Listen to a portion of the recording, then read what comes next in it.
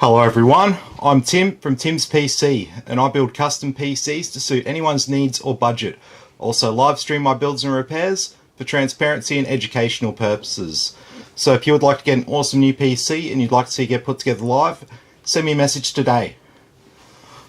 Alright, so tonight we've got an awesome PC build coming up. So we're going to be building a 5950X with a Ryzen, with a I almost said Ryzen 3070 GeForce RTX 3070 graphics card.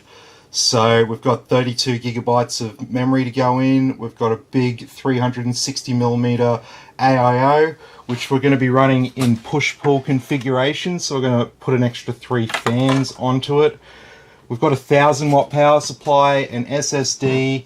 We've got this Aorus Gen 4 SSD that's made out of copper. I've got one on my test bench there. It's pretty cool. Only thing I can say about that particular model is the fact that because it's got copper on the actual heatsink, it does succumb to natural copper oxide forming on the outside layer. So you just need to get a bit of that Brasso cleaner and it will just clean that oxide layer off and keep it nice and shiny for you. But that's only something you really have to worry about every probably 6 months or so with it. So other than that, they look really nice in the build. I've put a couple of them in people's builds so far. Like I said, I got one on my test bench. We've got a donated case here, not a donated case. This is from the customer. This is Ben's old case and it's his old power supply here. Well, it's not that old, it's only a few months old, so that's why we're going to be using it in this build here today. So let's get started. So obviously our graphics card here is going to be the last thing that we install. So we're going to put that to the side for now, and we're going to have a look at the rest of the stuff we've got here. So we've got our motherboard, our CPU, our memory. Let's have a look at this motherboard. So this is the Aorus X570 Master. So this is one of their top tier motherboards. It's not the same as the Aorus Extreme, but it's pretty good. This board comes in around the $500 mark. So for $500 you'd want to be getting a fair bit of motherboard. So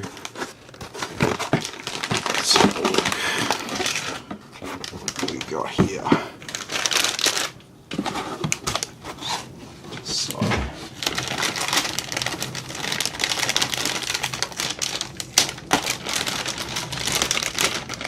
let's have a look at this board. I'm excited. I love motherboards. I'm a bit of a motherboard enthusiast. So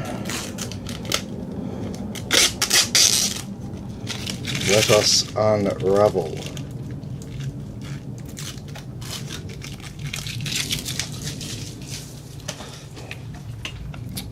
Oh, we've got some more sticky over the audio.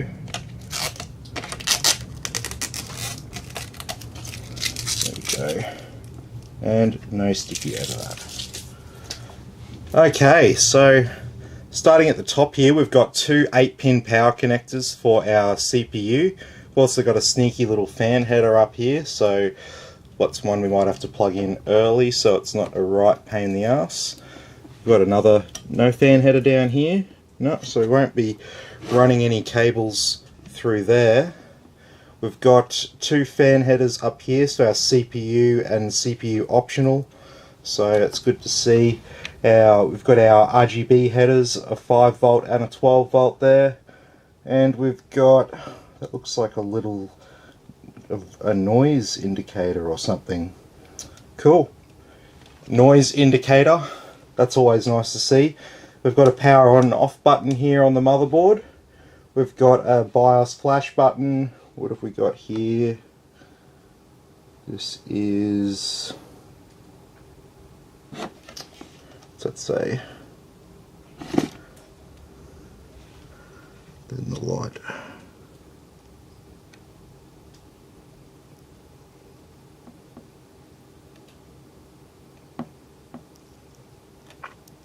Memory modes. and it looks like BIOS version perhaps. It's really hard to read that writing there. We've got our postcode LEDs there, so this will tell us a lot more information about what's going on when our computer's booting up. Would have been handy on that repair the other night to see the postcodes that it was cycling through and where it was actually getting stuck. So we've got our 24-pin ATX power here for the rest of our motherboard. We've got our our 4 slots here of memory, so channel 1 and channel 2. Got 3 fan headers around here, which is nice to see. Got 2 little pins over here. That looks like a temp indicator pin. We've got a USB Type-C front panel connection here. What have we got here?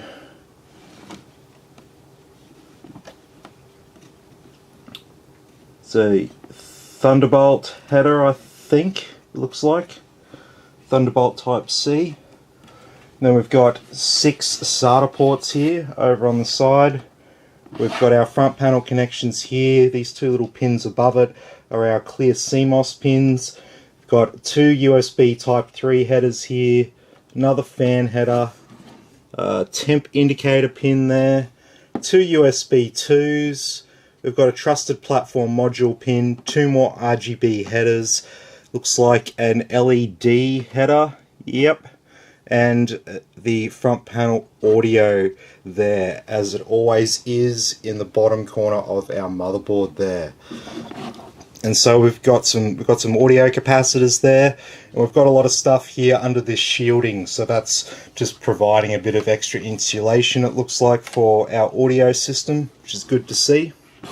So around the back we've got this big back plate on it to sort of reinforce everything and keep everything well insulated. So that's always nice to see as well. So around the back here for our I/O, we've got really good I/O on this board. So we've got nice, good quality connections here for our audio. We've got single gigabit Ethernet plus a 2.5 gigabit Ethernet. We've got all USB 3.1. Oh no, sorry, we've got 4 3.1s, including 1 Type-C, and we've got 2 USB 3.0s here, and these 4 will be USB 2s. We've also got a Wi-Fi Bluetooth built into this, so this should be AX or AC Wi-Fi and Bluetooth 5 or 5.1.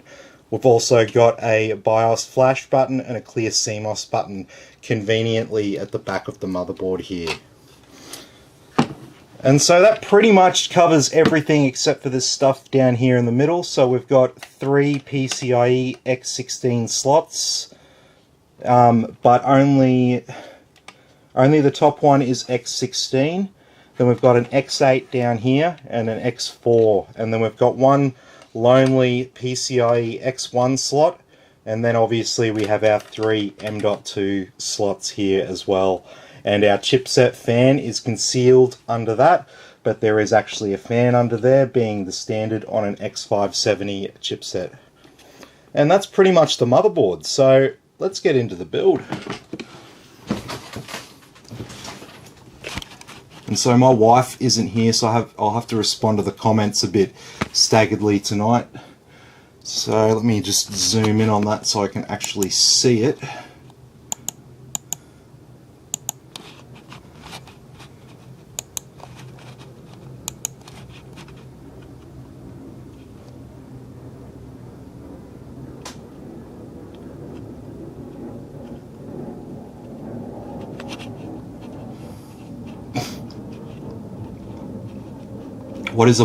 Nick asks, what is a BIOS USB? So a BIOS USB would be referring to a USB stick that has a BIOS version on it to flash onto the BIOS chip. So it looks like on, which one will it be?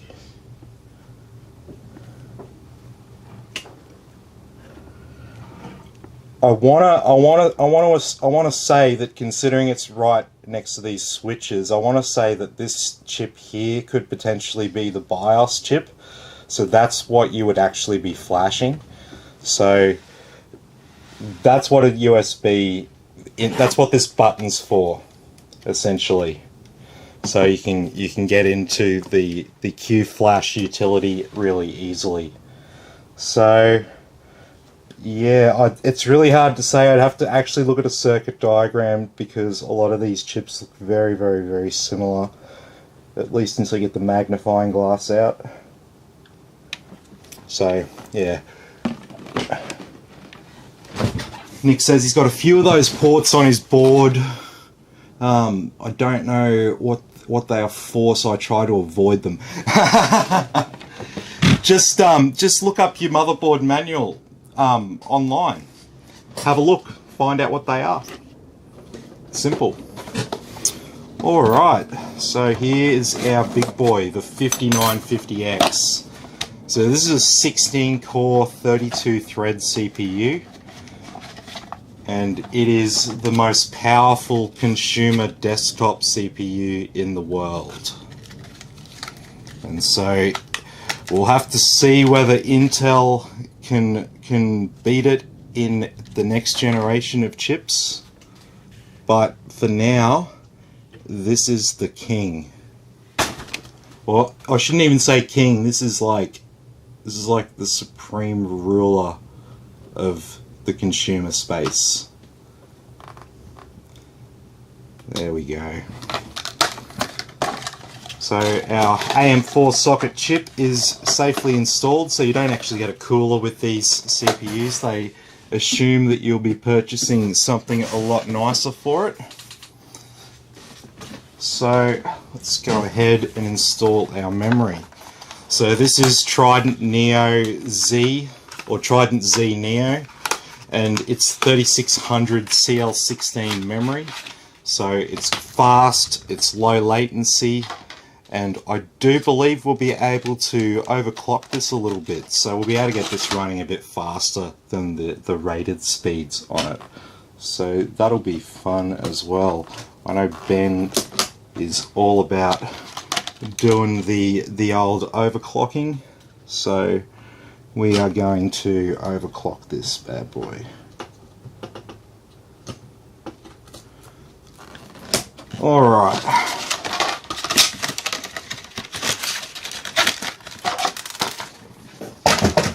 So we've got our memory installed, got our CPU installed. Let's get this M.2 drive installed. And so I do have a flashback of the other time that I've used this board. Whose board was it? I actually think it was another Ben. I could be wrong, I'm not very good with names. But yeah, I wanted to use that bottom slot there, but I'm pretty sure it's an X2 slot. So I'm pretty sure I put it in this slot down here, and I was very disappointed. So we're going to avoid that this time, and we're going to install it in the top slot, which we know will be X4. So we don't want to put it in the X2 slot because this is actually a Gen 4 SSD here. So this one in particular is going to run at very, very fast speeds. So it should be a standard about 5 gigabytes a second off this drive. I just realised, because I'm in a rush to make up time tonight, I forgot to go over the accessories that we get in the box. So we get a heap of stickers, get an Aorus Go Faster badge.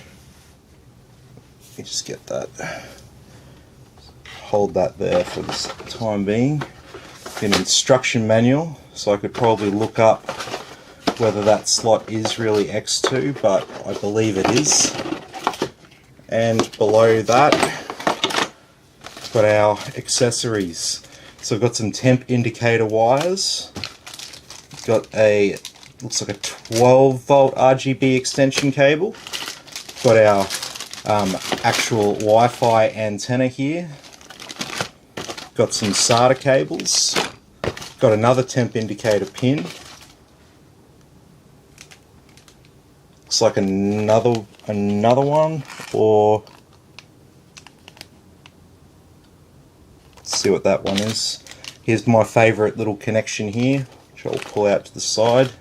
We've got a, looks like a Corsair to 5-volt RGB extension cable, and we've got our M.2 screws down here, and we've got these straps. Alright, so we'll put that back. We'll put this back.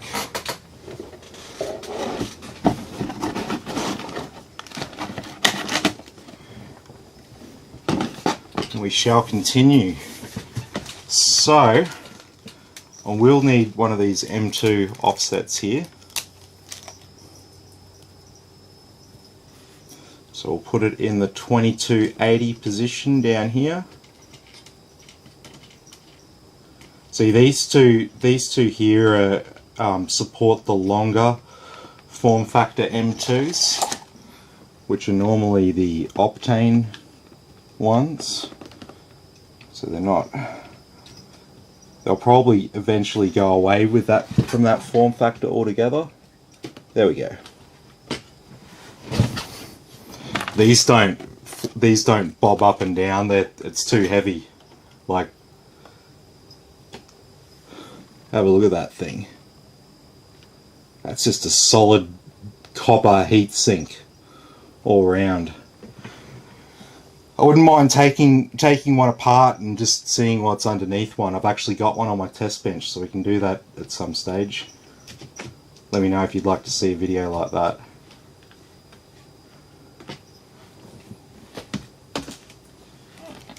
Alright, let's get this one.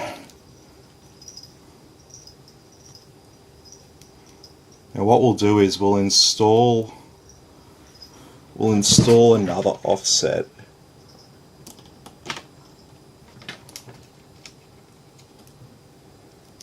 Because that other M2 slot could be utilised. The bottom one we don't have to worry about because that same screw will hold down a standard M2 drive.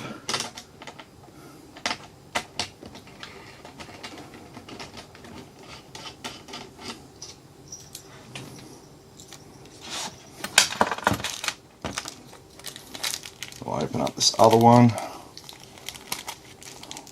So much plastic, I hate it, eh? Alright. Put that one in there, and we'll grab a screw.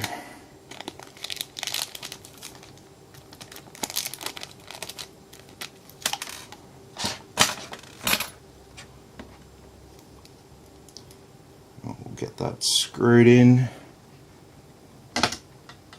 And then if Ben needs to install another M2 drive in this beast, that won't be an issue for him.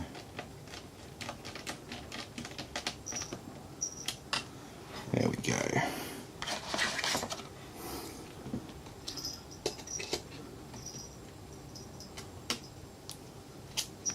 Put that back. Oh.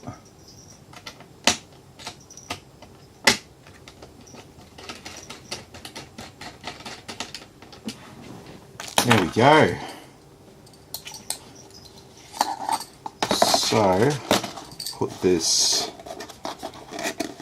fancy little box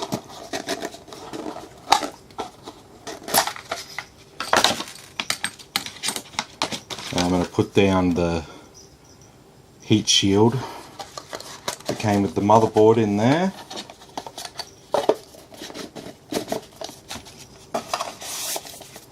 I'll give this to Ben when he picks it up. So, let's turn our attention now to the cooler. I want to get that sorted. And we've also got the power supply to put in the case. So, but first we'll open up this ROG Strix AIO.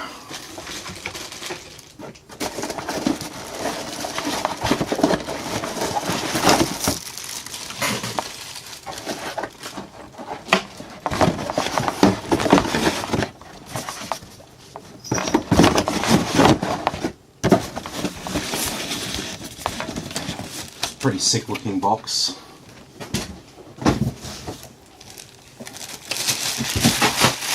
Okay, what have we got here? We've got an Intel bracket on there.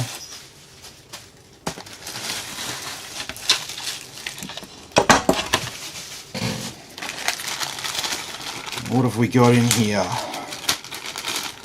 Oh, we have bolts that I'm chucking away. Got our AMD bracket. We have this Intel backplate, won't be needing that. We have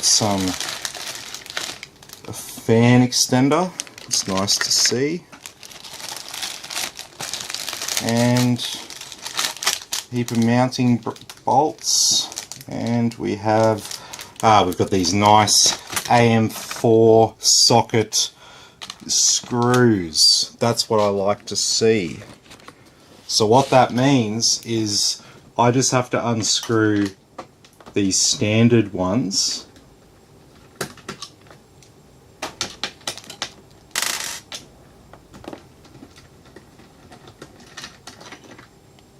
Just like that.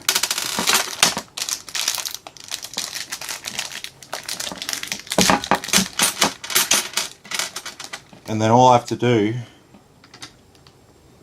is screw these down like this.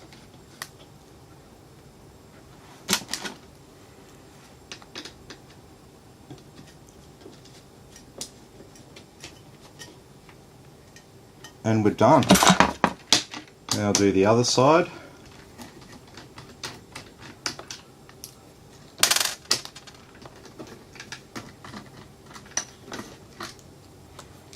Done.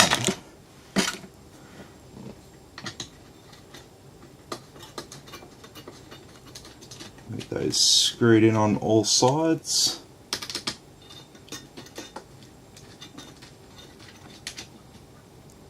And there we go. On the standard AMD backplate, we have our feet in line. Now, we've already got some thermal compound applied here. So before anyone watching goes, hey, you didn't put any thermal paste down. I did. Alright, so we need to make sure that we orientate this correctly, because it looks like, unless you can move that around, no. So that's going to sit like that. So we want this, yes, we want this like that. Alright.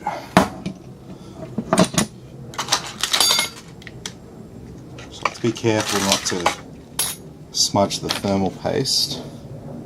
And so that's going to go on like that.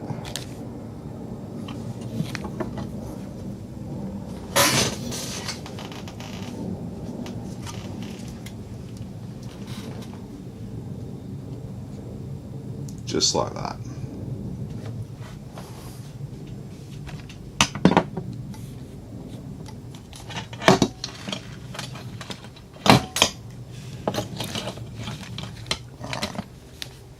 Now we'll put these fans on here. So these are the ones that came with it. So we're going to put these on the inside of our case. And they will be blowing air from inside of the case out. And we're probably going to do a slightly different configuration on this case than what you normally see. So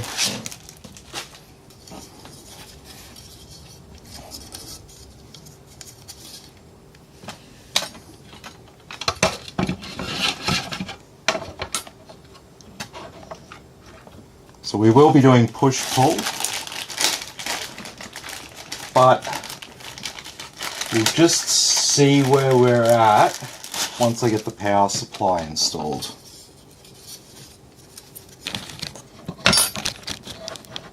Okay, get rid of some plastic here.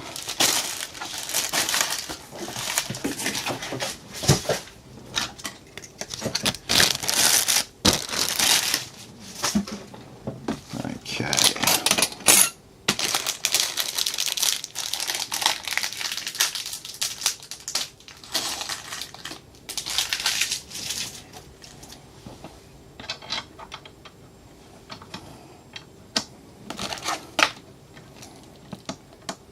So like I say with these, the trick is just to do the corners. Once you do the corners, it's really easy to do the others. It's just a general principle when you're working on things that are symmetrical.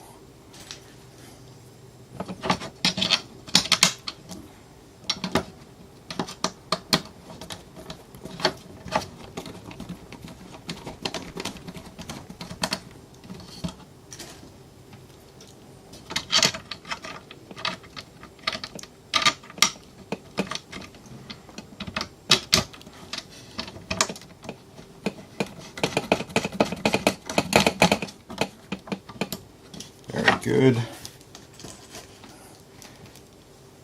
And so what we're going to be doing when we mount this, we're going to actually, it's a little bit clunky to do, but we will definitely get there.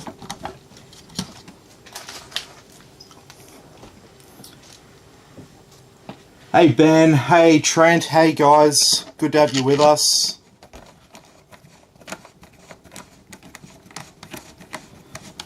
So we're just prepping this AIO, we're all ready to mount it to the motherboard. Just get these fans on one side anyway. And so yeah, Ben has asked me to do some overclocking on this. So we're not going to do 6 hours of intensive fine tuning and stress testing. But we are going to, we are definitely going to overclock and see what sort of stable configuration we can find in a reasonable amount of time here. So, bit of fun. Everyone loves the old overclocking. It is a dying thing according to the manufacturers, but I don't think it's a dying thing. I think it's more a case of there's a lot of new people coming into the market and they don't care about it because they don't know about it. But as they become more seasoned in the PC world, they'll probably start to appreciate it and be more interested in it. So that's my opinion of it anyway. See, the thing is, in these big corporations, you know, they've got these market teams and they do really good work and they do a lot of good research, but sometimes things get lost in the level of detail that they provide, and you end up basing your business on these so-called market insights. And yeah, they might not, sometimes they don't tell the whole story, essentially, is my point. And so, got this cable here for the pump.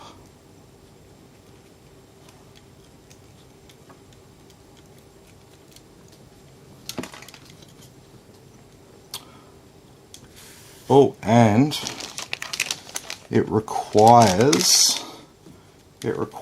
this cable for the RGB. I just noticed there's only a PWM cable there, a nice thick one to support the pump, but we will actually be needing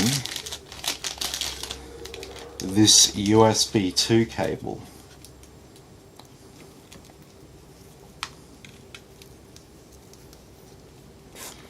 Okay, I saw that before we went any further. This is the old USB Type B connection.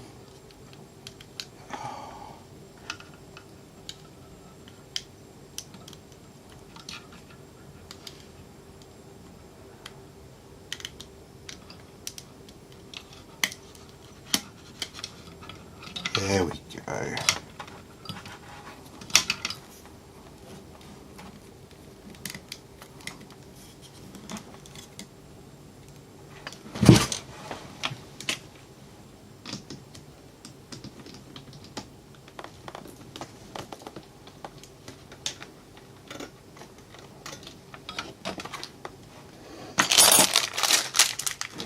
Alright, so we've got our cooler on there, so I'll just hold that on with one hand while I get the bolts out with the other hand.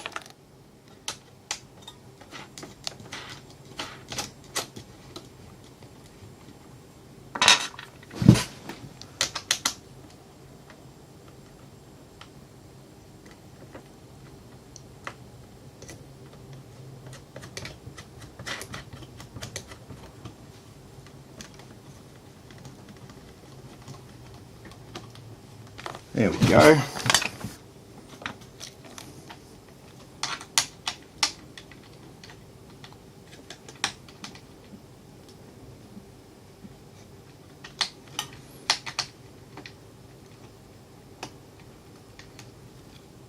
Well, yeah, that's not going to work.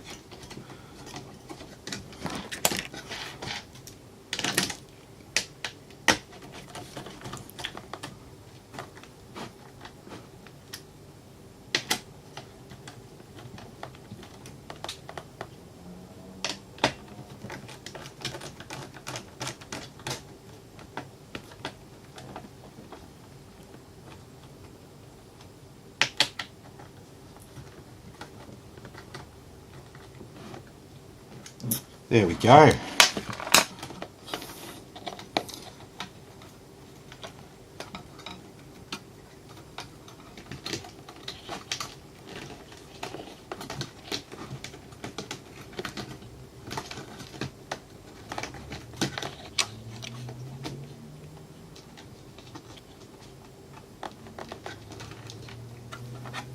Okay. So we've got our motherboard prepped there with the cooler ready to go.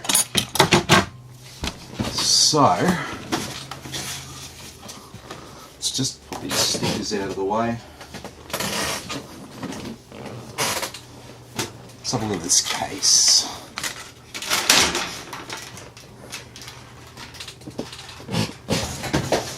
So it's an older model, but it checks out.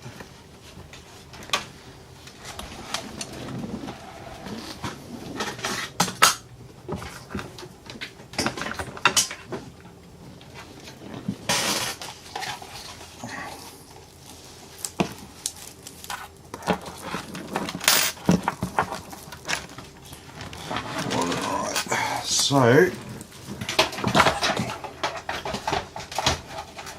chuck in our power supply here, nice and easy.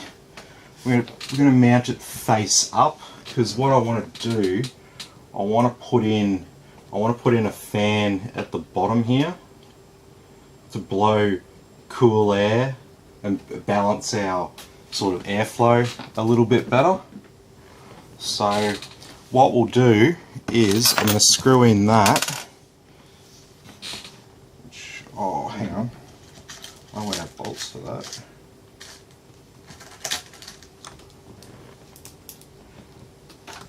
Normally I'll have power supply bolts in a little bag, but because this power supply is out of Ben's old computer, but is only 3 months old, I don't have any screws, but as you all know, I've got plenty of screws, so it's just a case of finding them.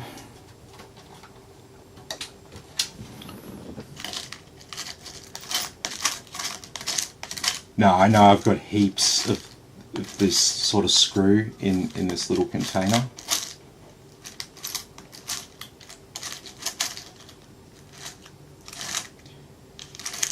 Yeah, heaps. I can't find one.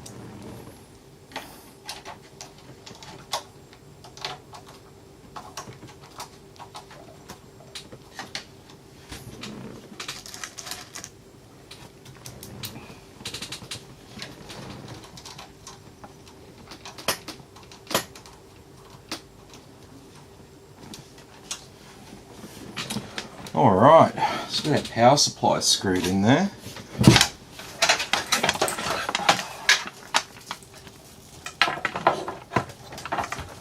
So as for our other fan, it's only going to fit Looks like it's only going to fit a 120.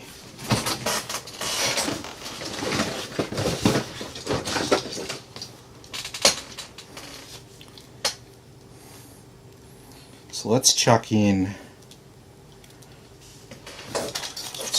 one of these.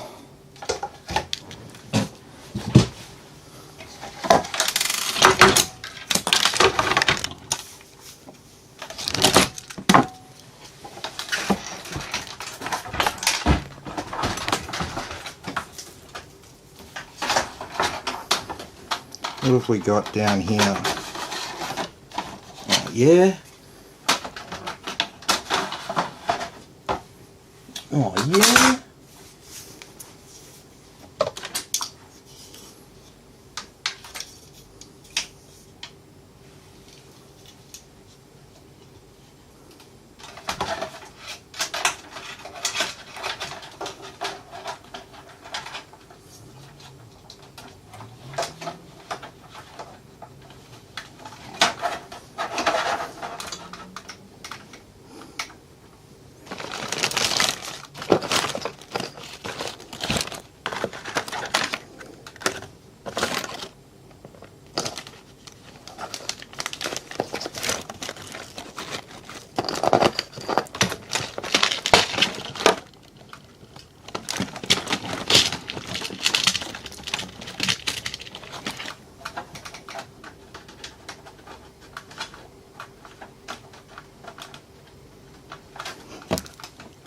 Get one in here and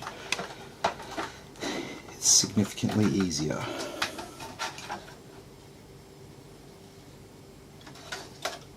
Well, when you put it in the right screw hole.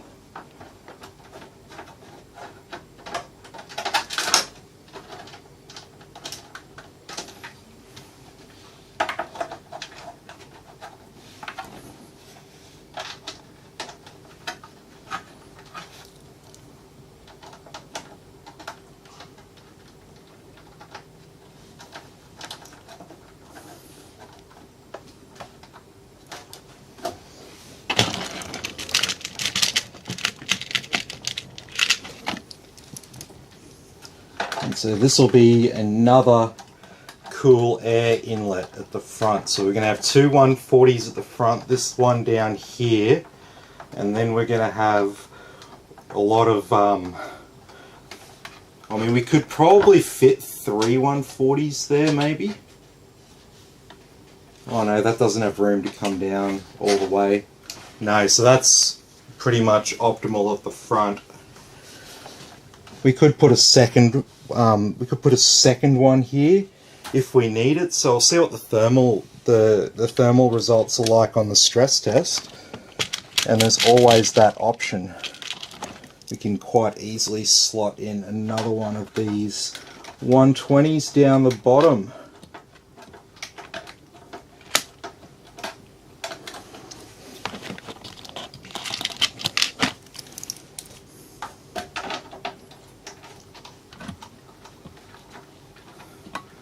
And so for the top,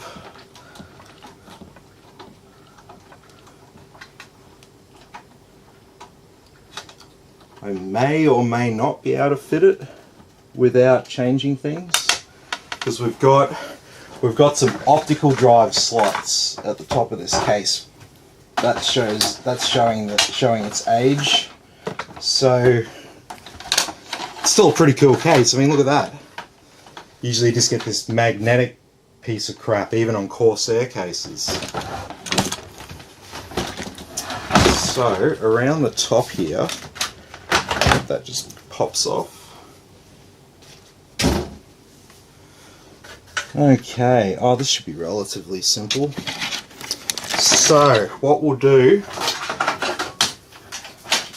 first things first, we're going to get this motherboard in the case. I'm going to get these cables out of the way.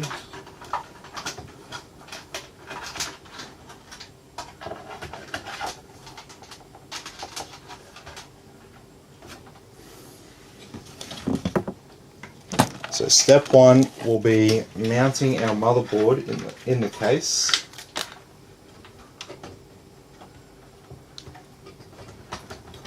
luckily this case has one of these guide bolts, which is always a nice option to see there.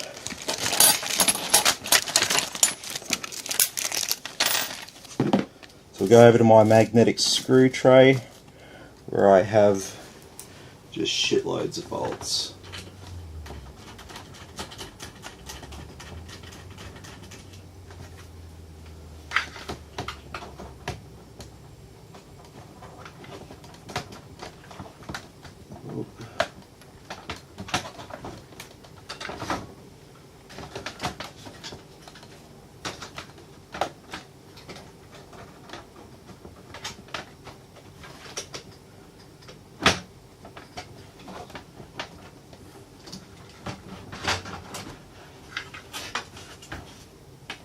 Oh, we're missing a heap of offsets. I was like, why is that screw not screwing in?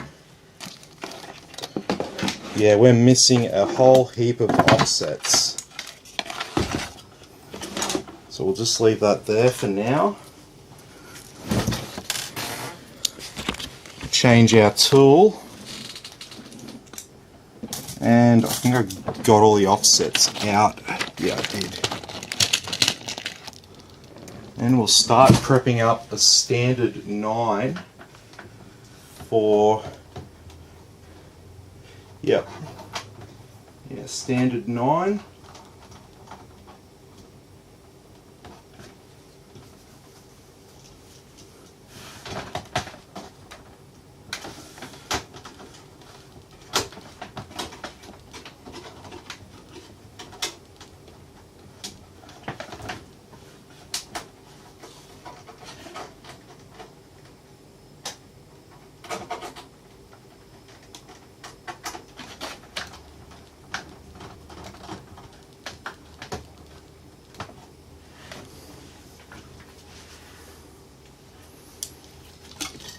Alright, let's try that again.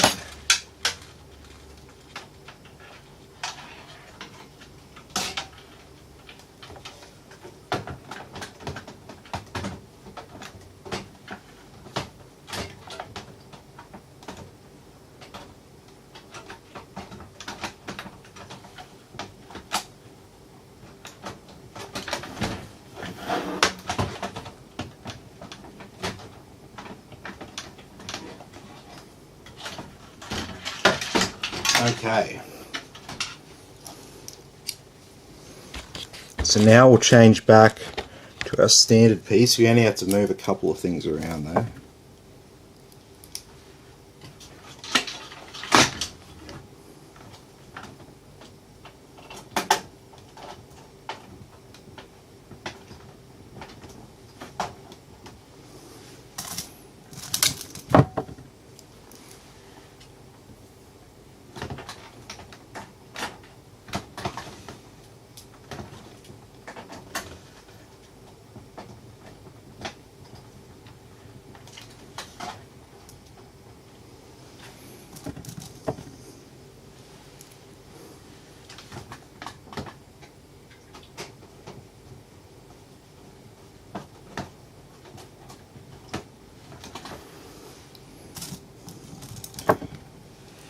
No. No. Yep.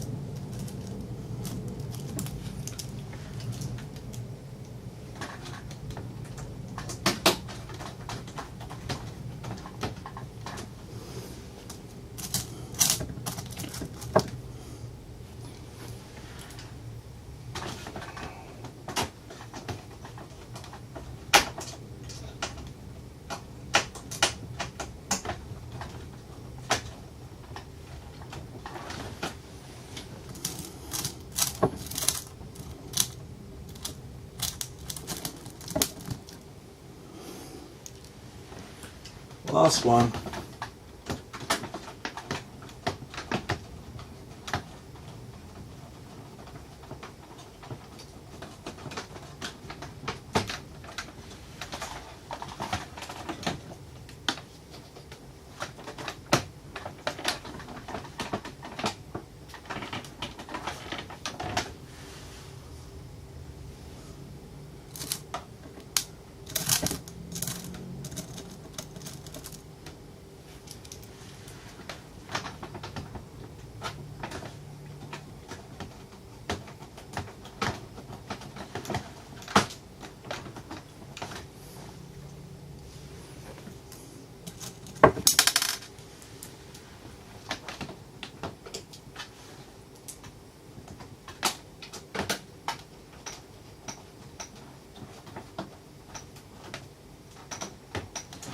There we go.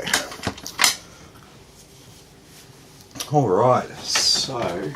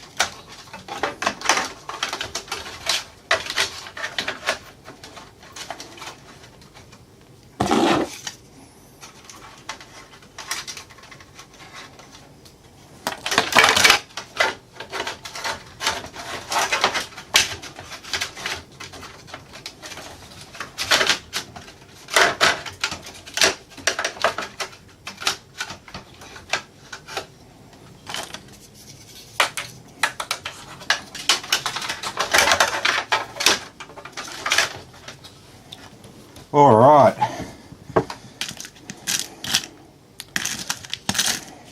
So let me get another different kind of bolt out from here.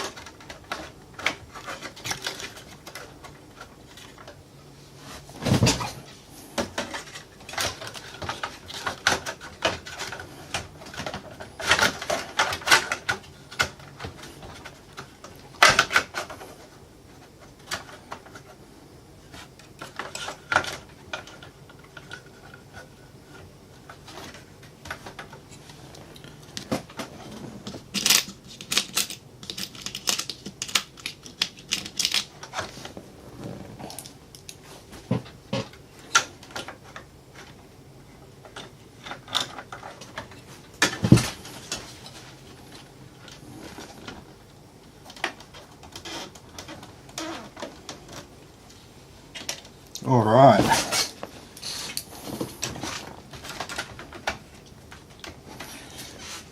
So now I've got our first two bolts in for our push-pull configuration here. So I think I'm out of those specific bolts.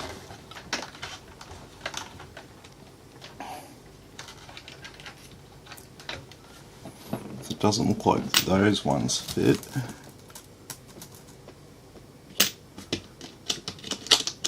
But these.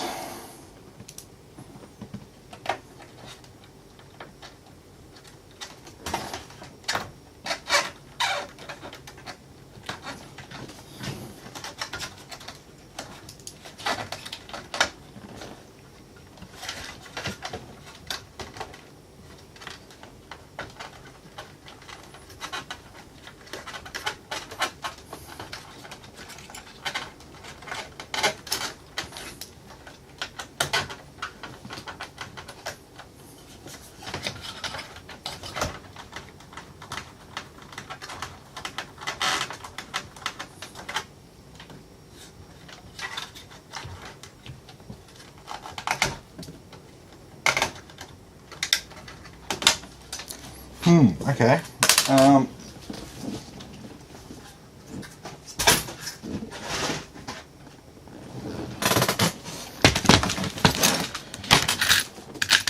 The bigger pile of bolts.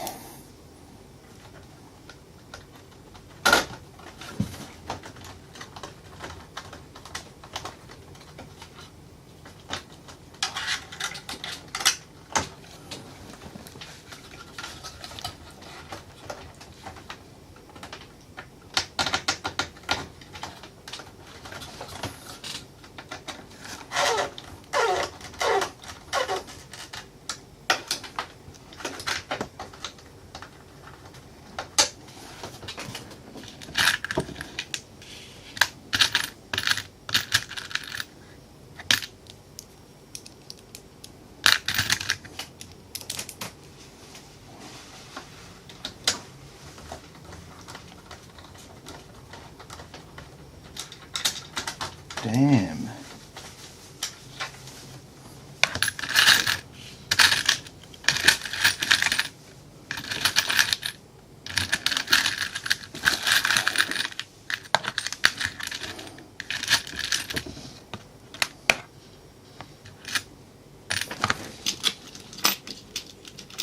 Alright, here's one that I need. So we need one that's the same length as that. Fuck. This fucker.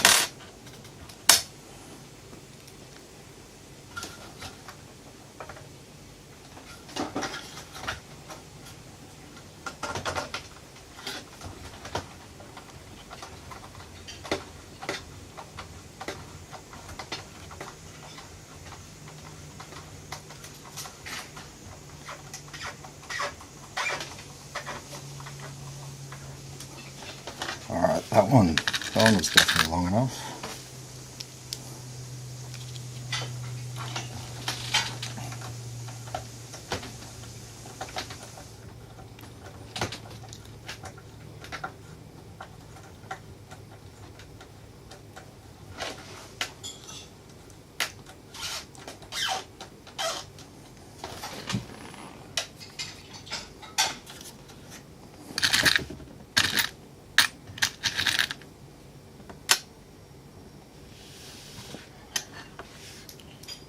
This should theoretically work as well. Theoretically.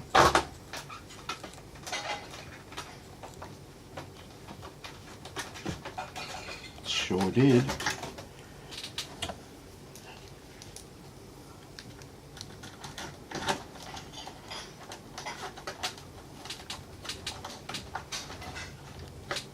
All right.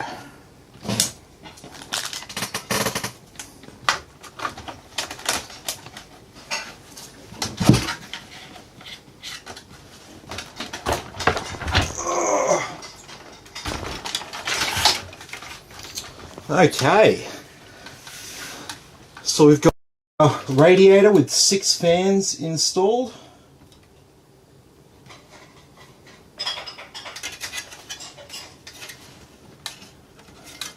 I would prefer to get these 5.5-inch bays out of the way if Ben doesn't want them, just so the angle of those fluid pipes can be a little bit better.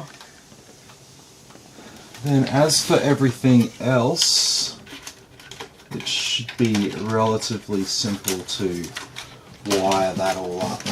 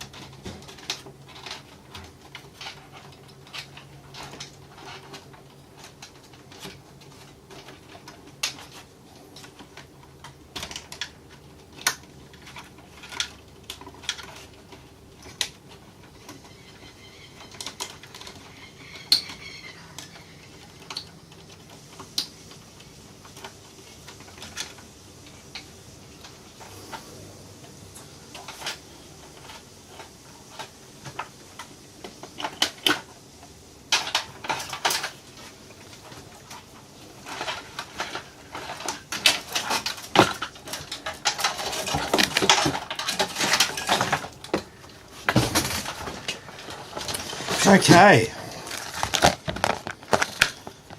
So let's put some of this away so we don't have any display outs on the motherboard.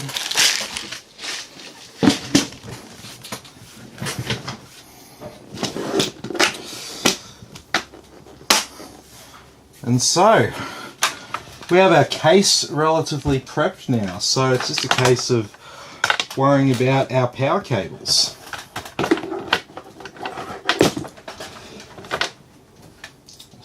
So it looks like we've got 1, 2. Okay, so we're only going to hook up one CPU power cable, it looks like.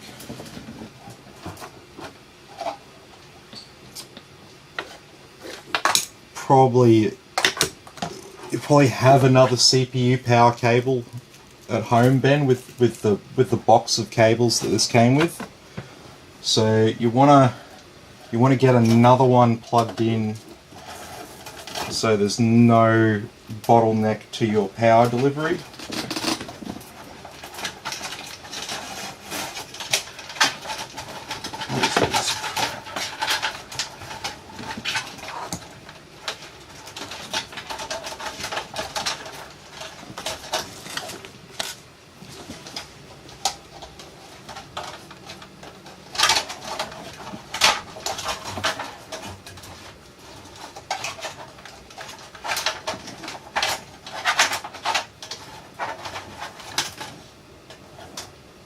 Okay, so we need CPU, we'll need this SATA cable. We're actually just going to need all these cables.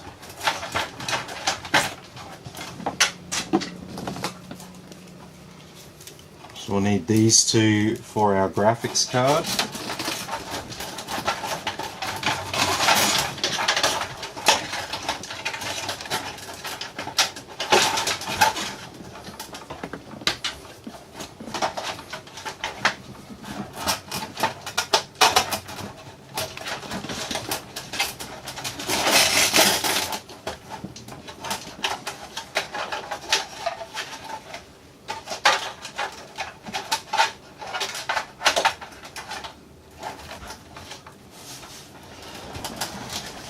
Okay.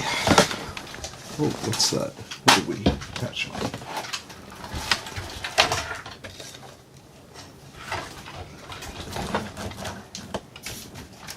What have we got out here? Okay, so we've got some fan controllers.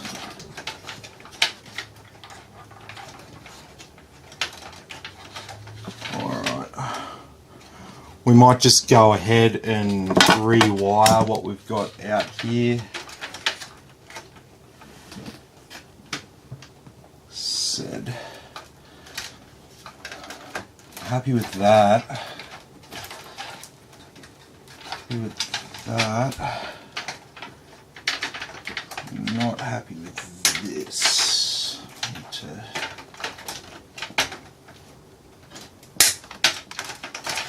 fix this up.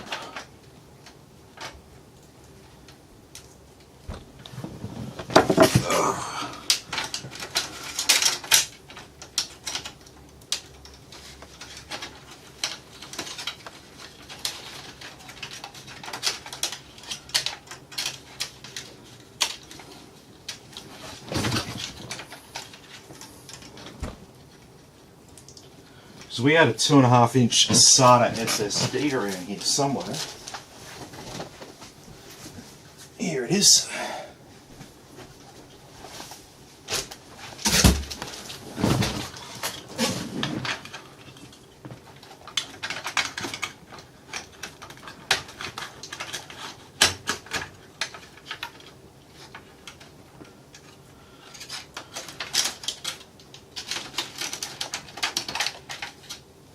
Sweet. So we've got our SSD installed there.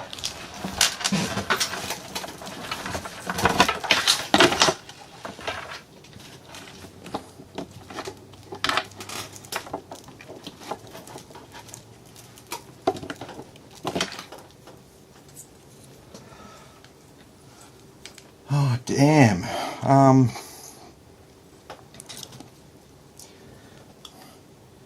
Need another Molex as well.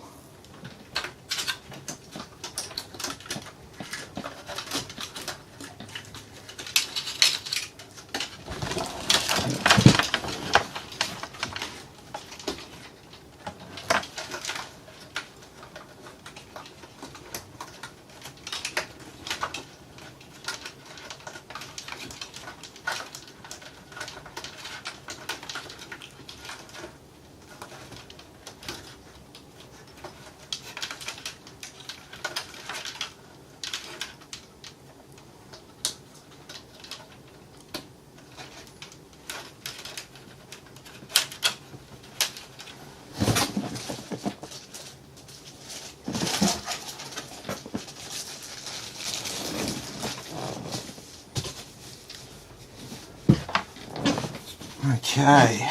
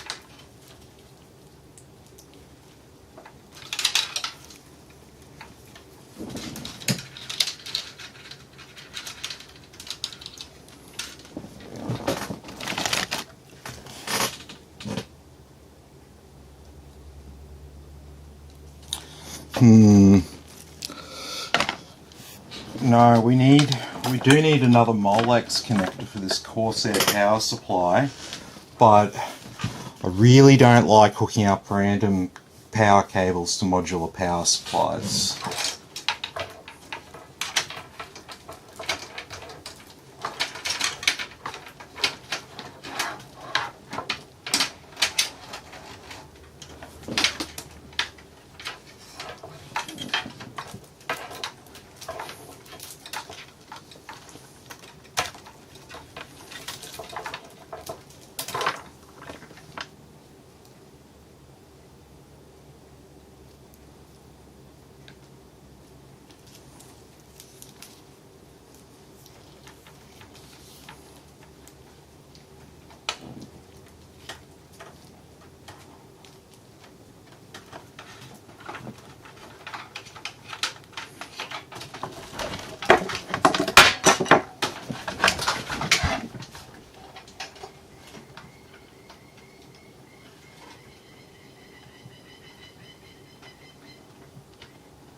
So plug in our front panel audio here, our two USB 2s.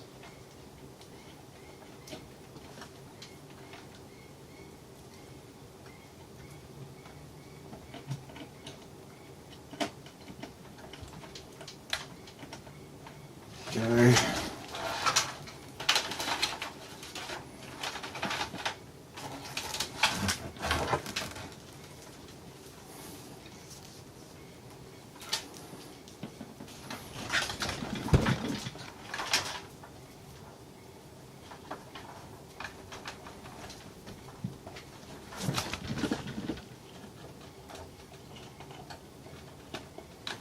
Plug in our USB 3 down there, and we'll get my favourite little connector here.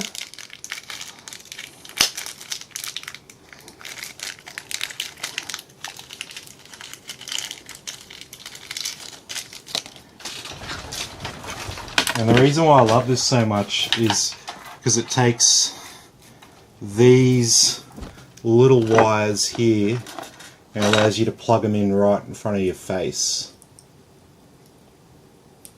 So we've got our power,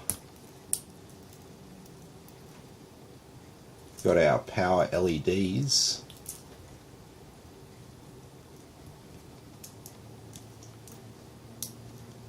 we've got our reset switch. No, that's HD LED.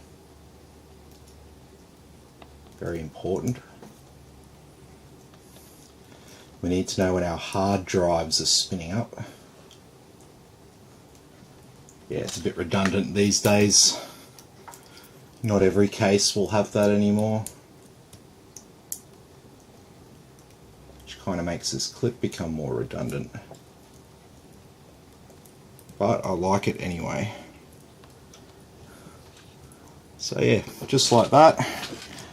And we could add a diagnostic speaker to it, but we're not going to, because we're going to be overclocking with this PC, and it will no doubt occasionally beep at us. And so now it's in this little thing. We can just plug it in here like a big fat cable, and that's fine. And we'll tie these all down nicely together like that. And we've got all of our USBs plugged in. So we do have some fans and whatnot we've got to deal with. So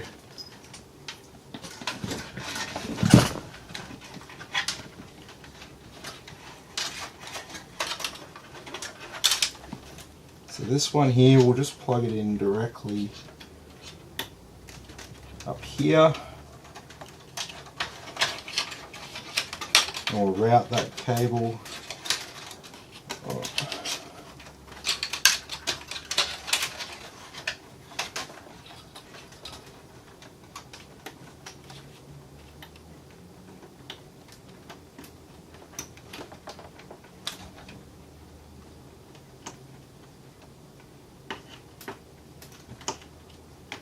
Oh, are you serious?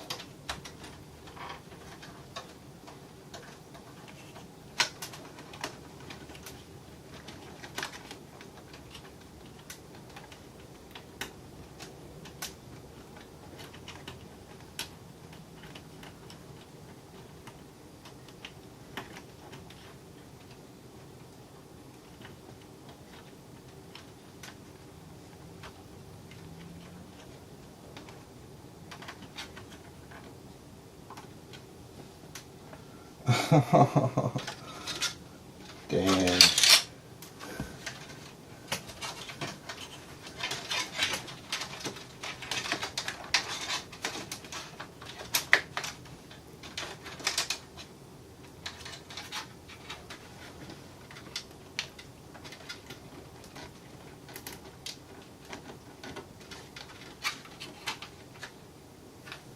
Okay, that one's plugged in.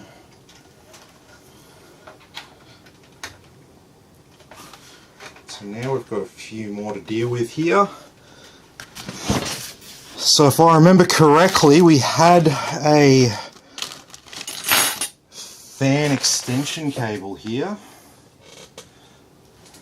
So let's say this is going to come in handy.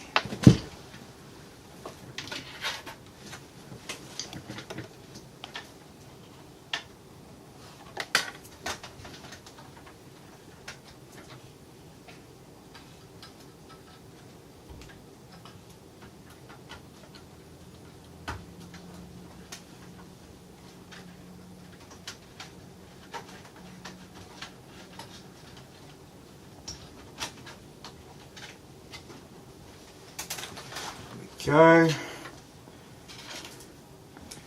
And now we can plug in this.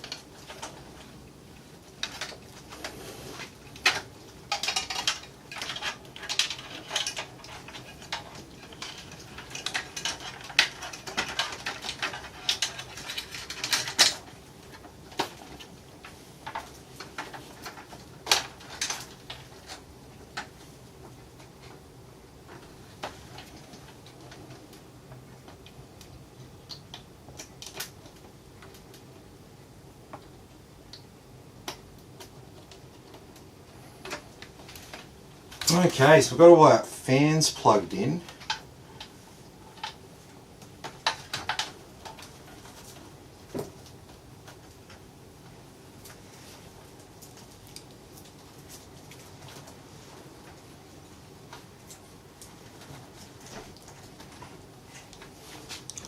So let me just zip tie a couple of things up here.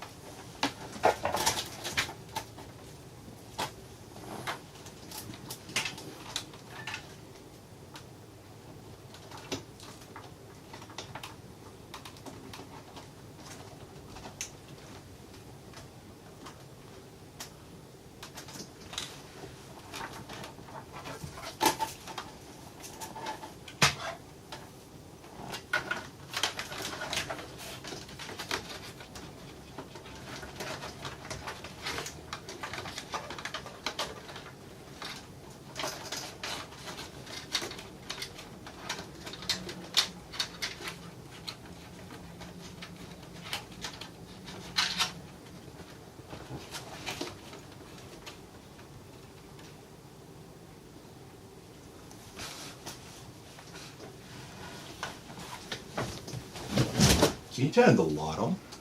That light? I just realised I don't have my proper light on. Thought everything looked a bit dark tonight.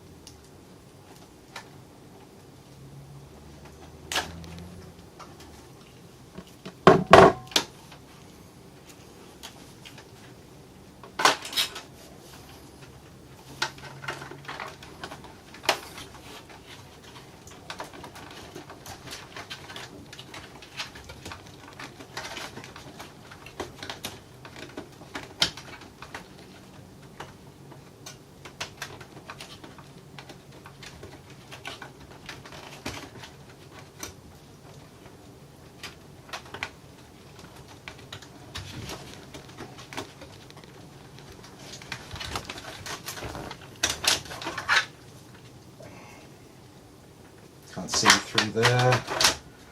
So the hardest thing is not actually being able to see.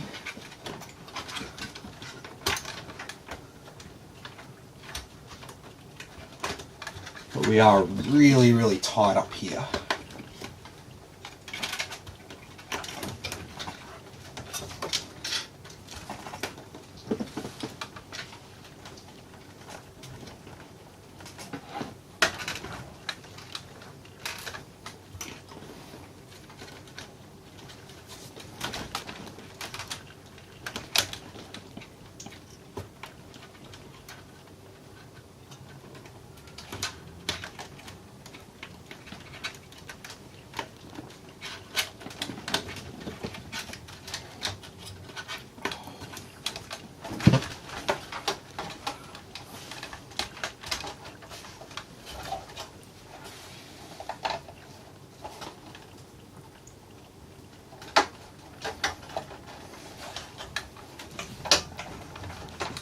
So I just need a bit more length to do this properly.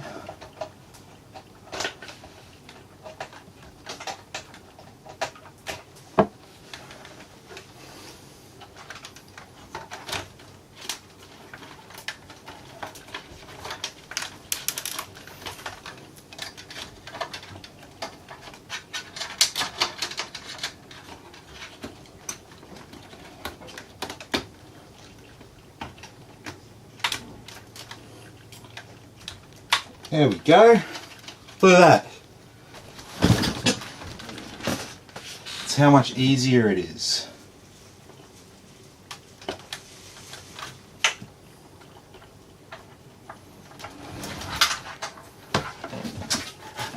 Okay. So now it's just time for our graphics card. We've got everything plugged into this motherboard. So slots 2 and 3, which we'll be utilising, are already free. We do need a SATA cable.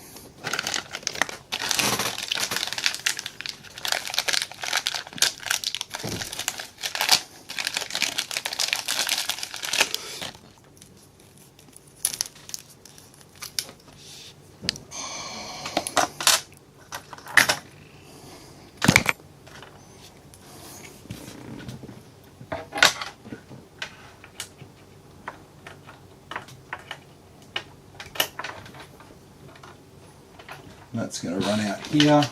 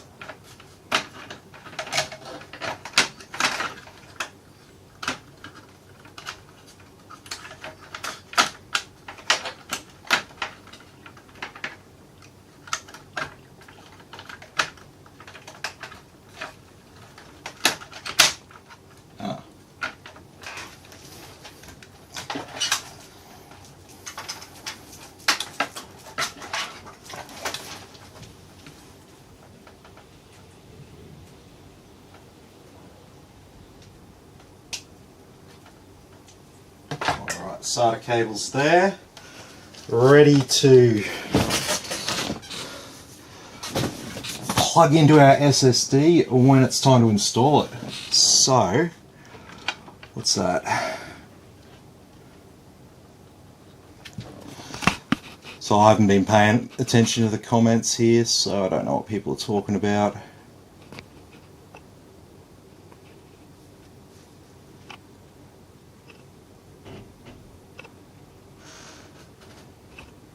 Oh yeah, I'm a little bit late to that conversation, I think. Alright, so we've got everything all installed here, so all we need to do now is power in our graphics card. So here it is. So I've installed one of these before in another customer's computer, and it's a really cool graphics card.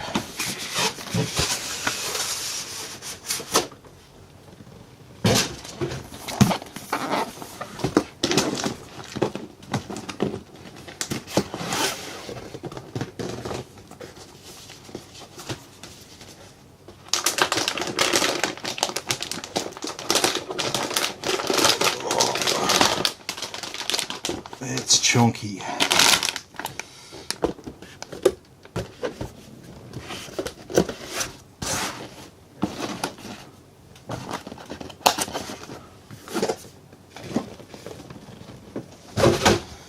Okay, here it is. Our RTX 3070.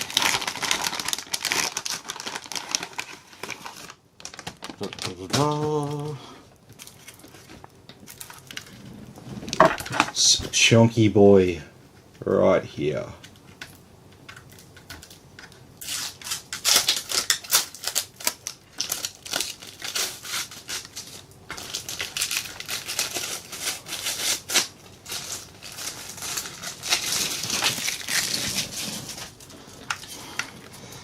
Okay, well, let's get this the right way up.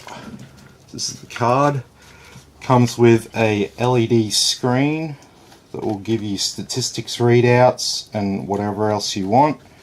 Two 8-pin power connectors, silent and OC mode for the BIOS, a total of 6 DisplayPort outs, so 3 HDMI and 3 display ports, so pretty good outputs on this card. It weighs about 1.2, 1.3 kilos, I think. My wife would probably be able to tell you a bit more accurately.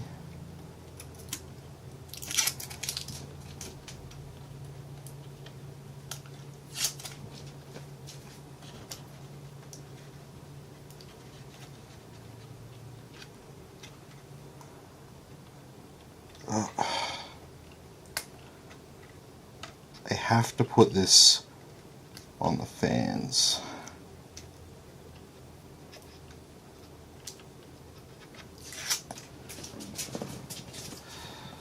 Alright, so here's our card.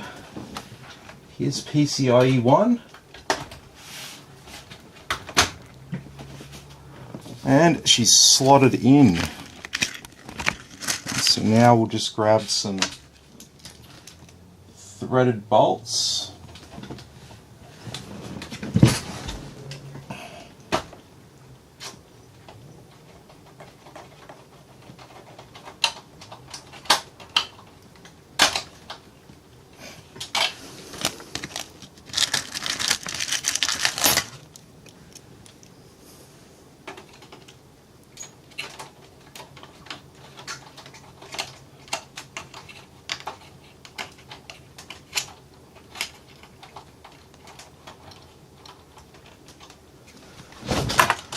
Alright, so our graphics card's secured, so now we've just got the power cables for it.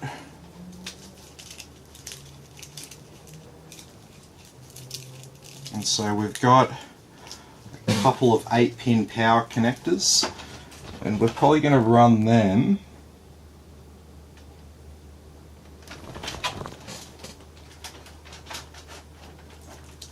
through here.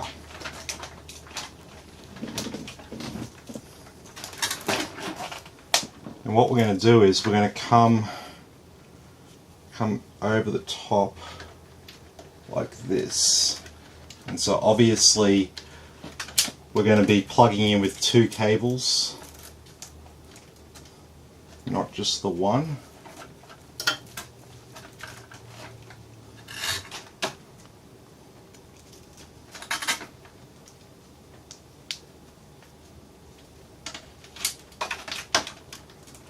Okay, so a little bit of cable management there to do, but essentially it's going to come over the top like that, and it will look all nice and neat once it's done.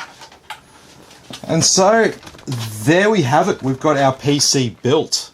So it's now time to fire it up and see if it's all working properly, or whether we have to do a warranty claim on it. Which is always a bit of fun.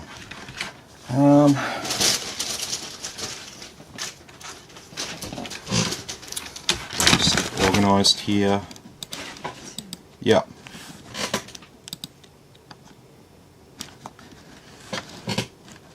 My wife's about to go to bed.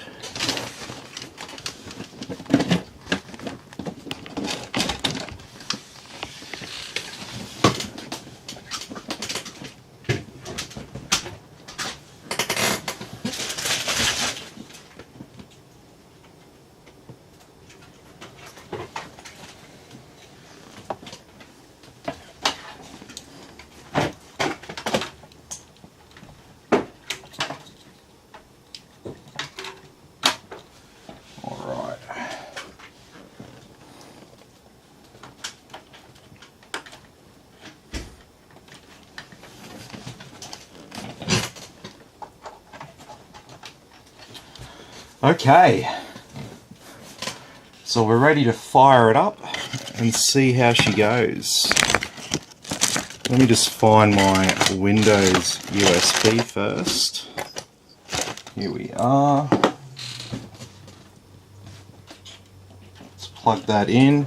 And I wonder if we're going to be needing to do a BIOS update on this board to make it recognize the 5950X. So it's not over yet. I give us 50-50 chance of success at this stage. So here goes nothing.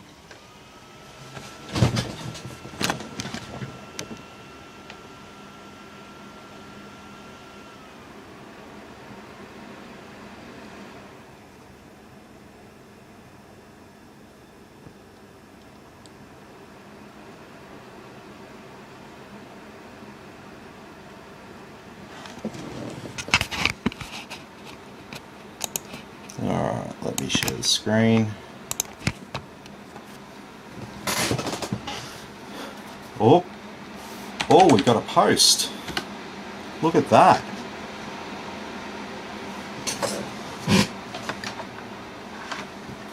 We actually have a post.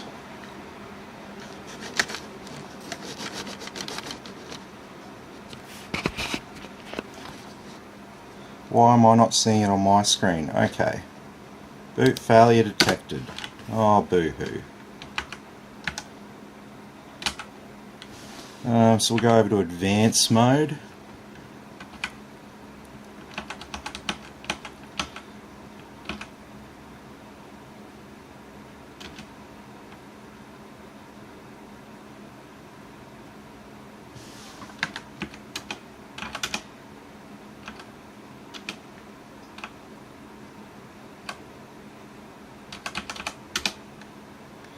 So we give 4,000 megahertz a go.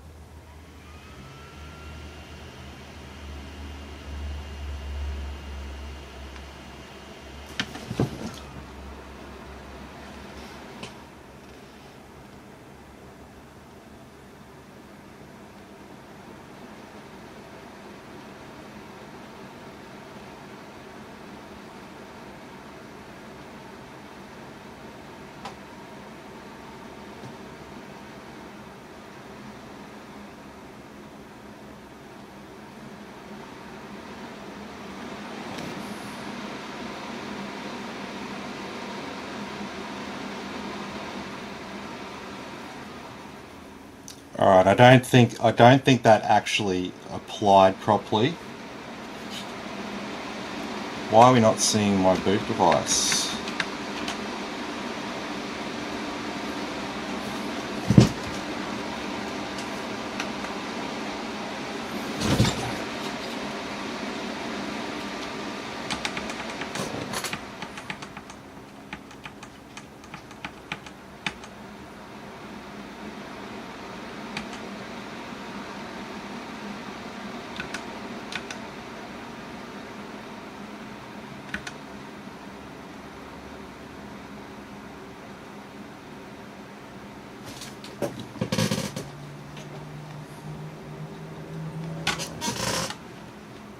What's happened here?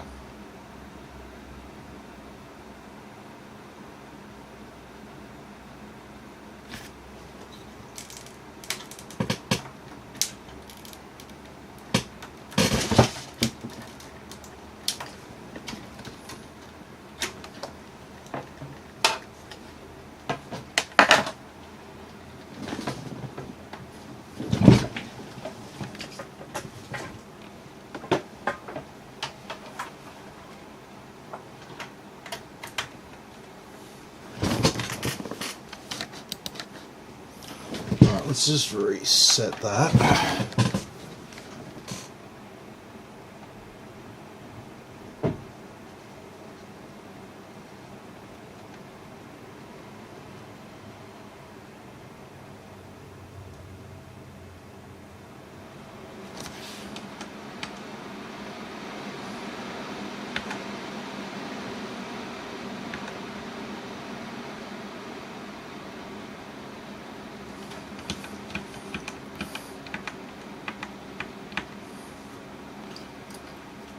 It's weird it's not detecting it as a Type-C device.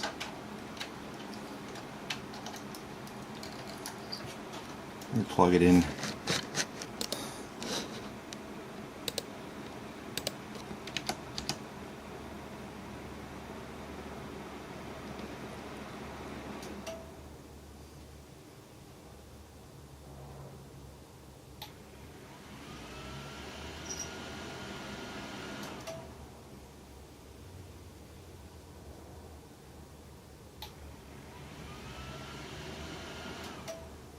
No, it does not like that. It does not like the 4000. We'd have to adjust voltages to get it there.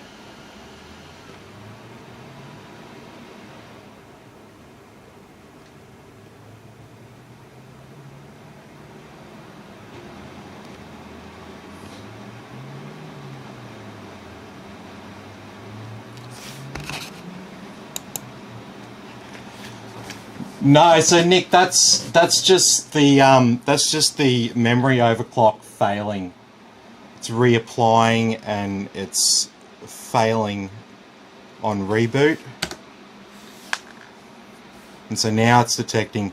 So for some reason it wasn't detecting it out of that Type-C port at first. So we'll come back to that because I use Type-C for other storage.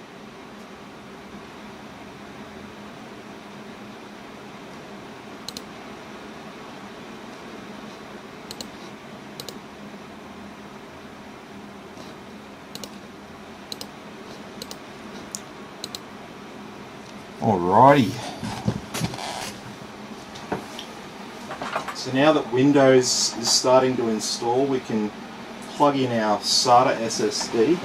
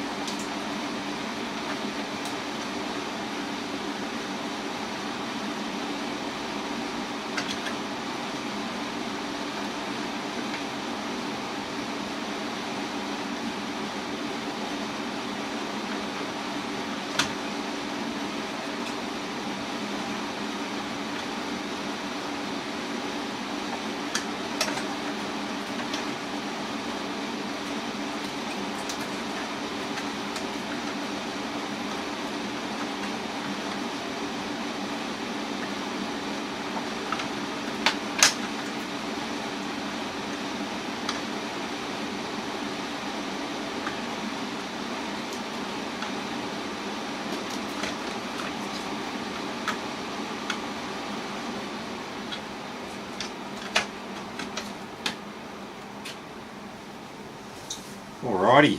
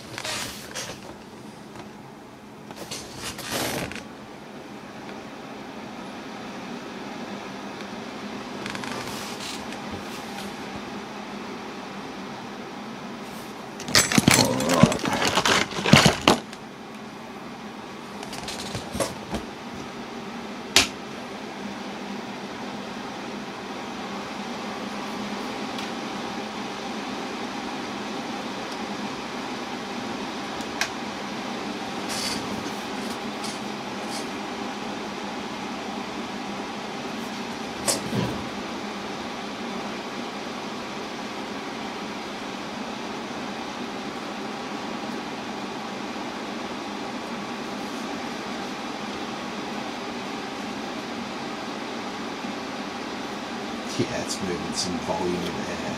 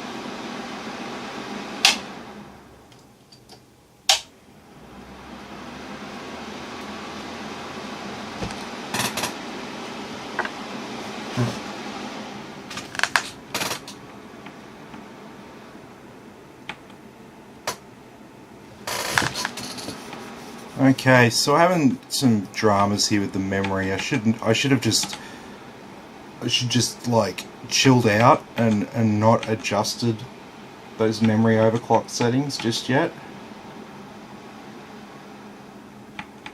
But we'll get there.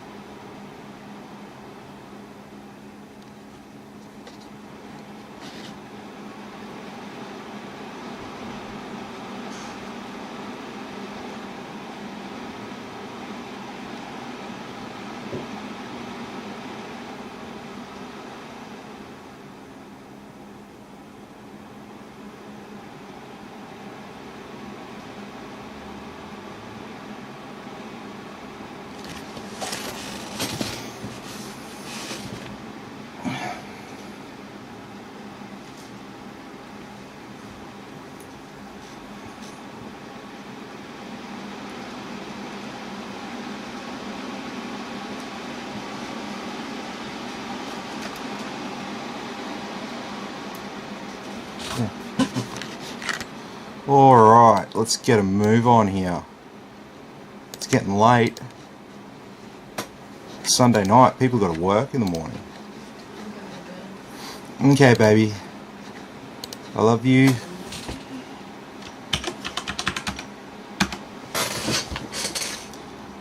Okay.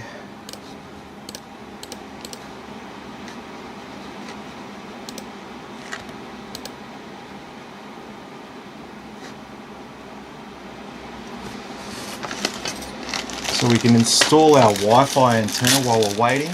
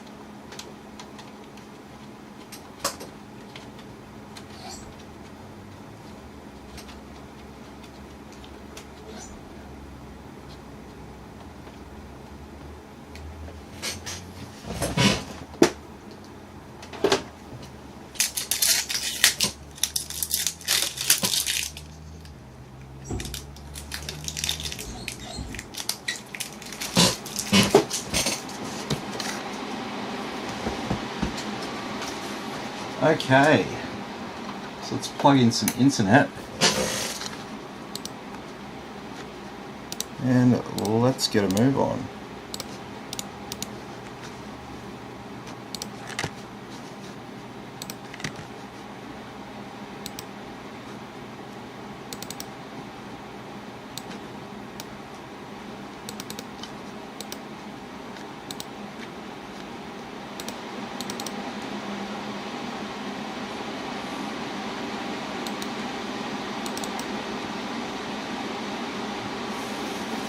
Alright, let's just get started with some basic apps.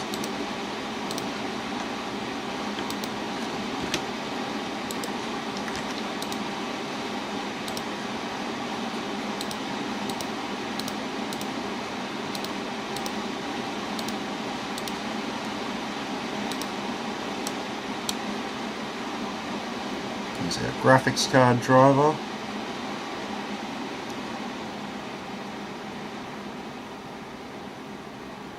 Or not.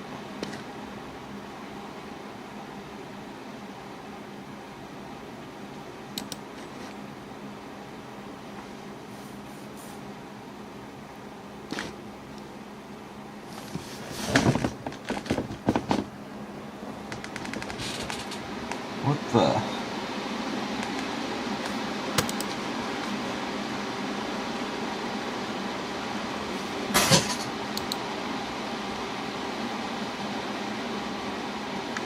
What has happened to our display?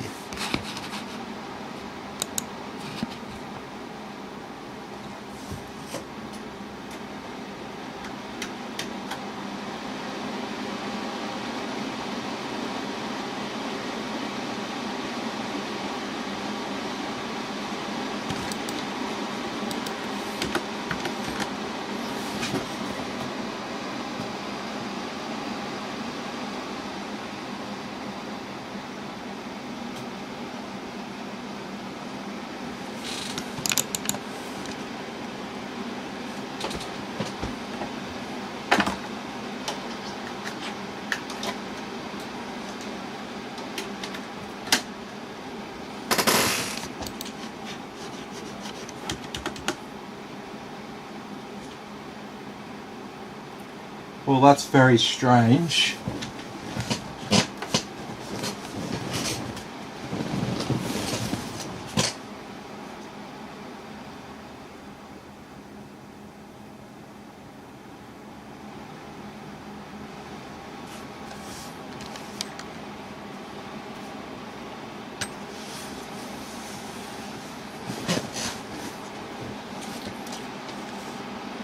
I dare say we definitely have to do a BIOS update on this.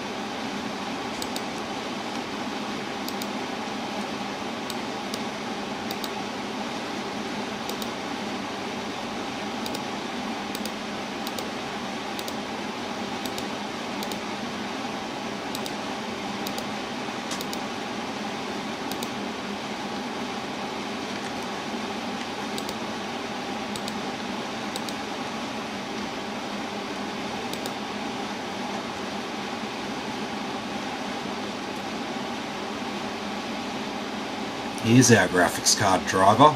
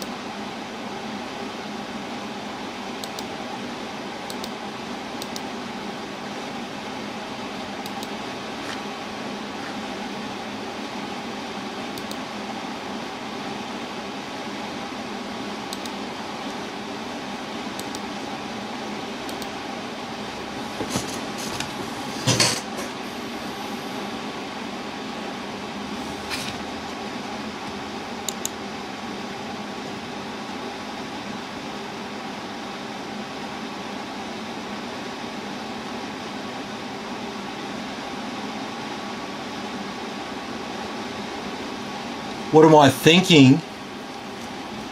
Oh, I'm not really thinking much at the moment. I'm just smashing out this install. It's all looking good.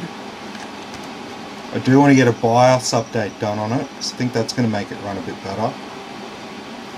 I don't think it's running at peak efficiency.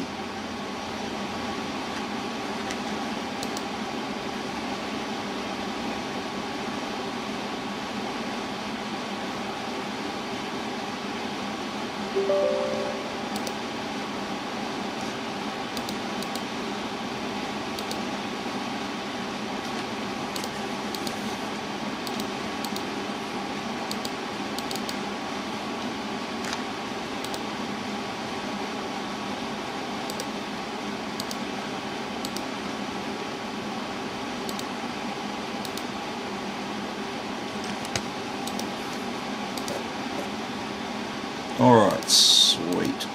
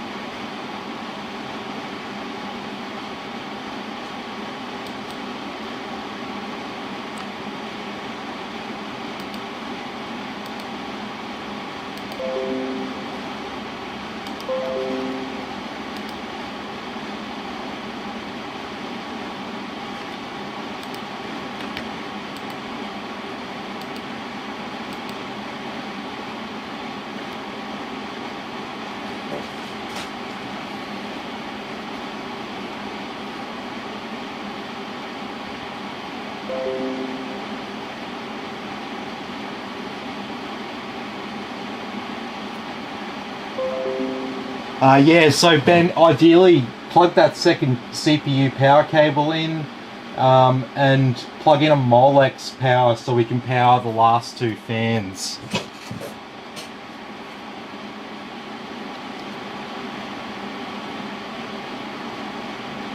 So you've got 8 fan headers on the motherboard, but then you've only got then you've got 11 actually devices, like fans and pumps plugged in. So I've put in a couple of Molex powered fans on the push-pull. So you just need a Molex power cable to power them, and yeah, that's pretty much it.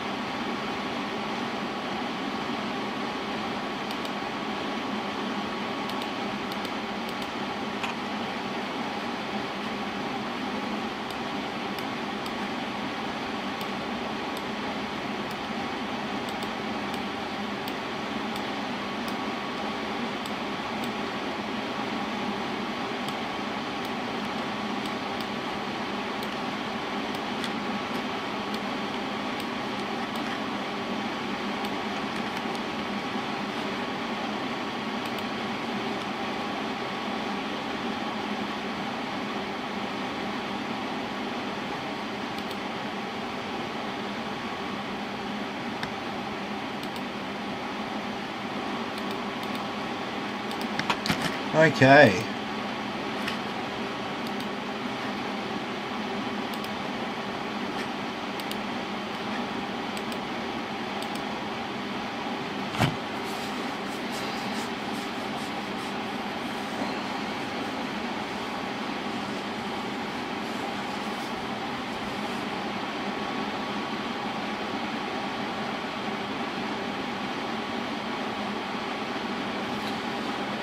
So we get these Windows updates installed.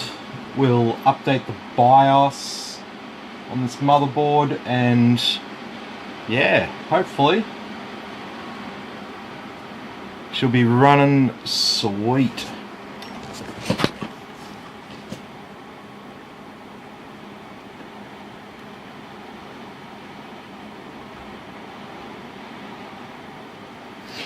No, unfortunately, Nick, I don't know what happened there.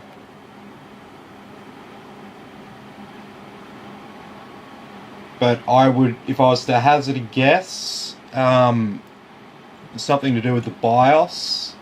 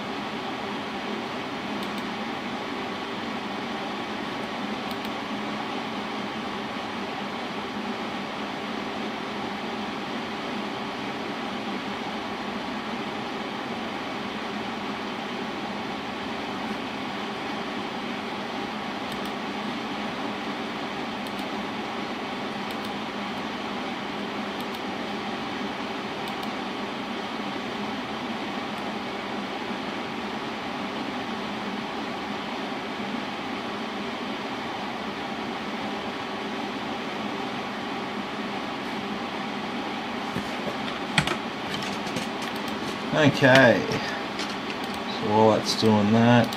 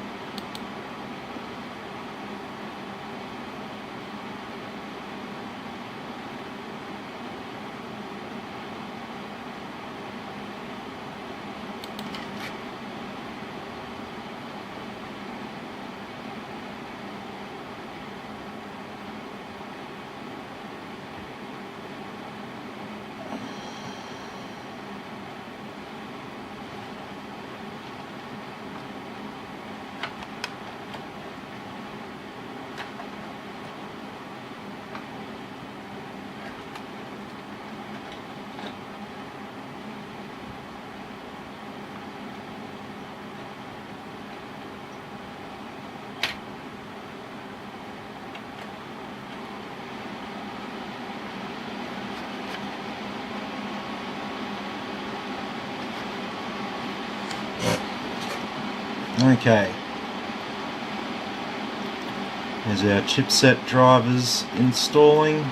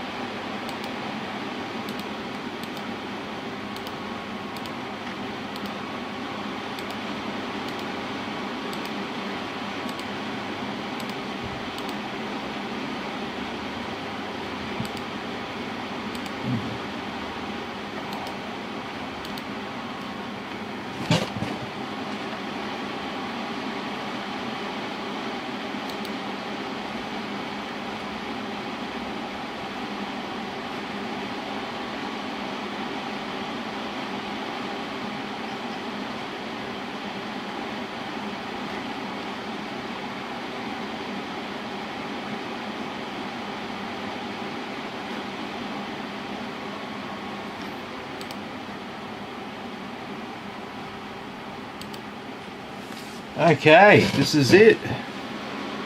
The final restart.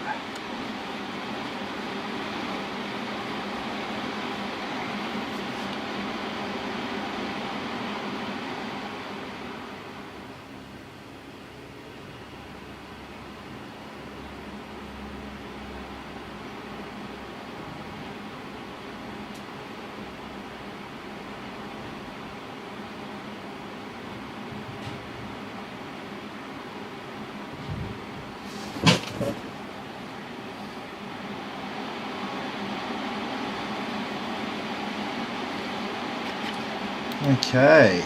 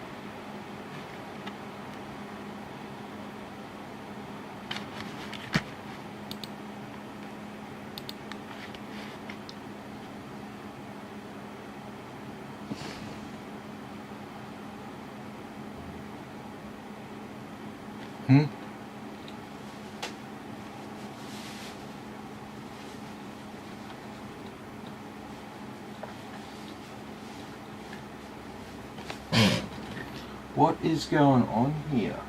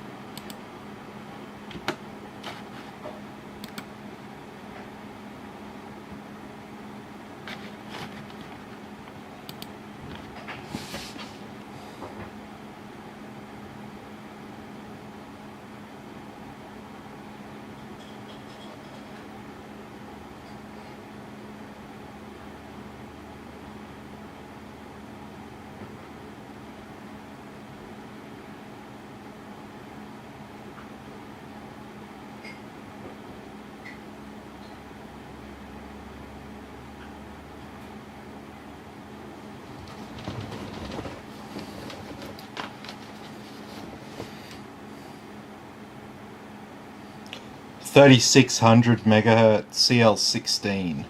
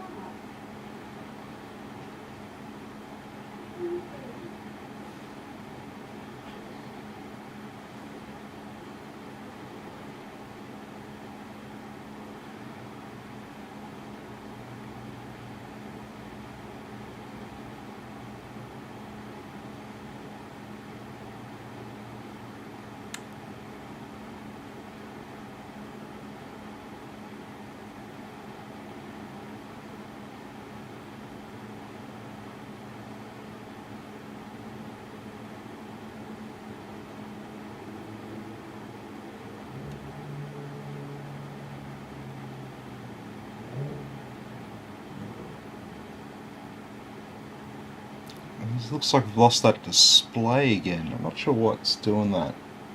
Might do a BIOS update on the card as well.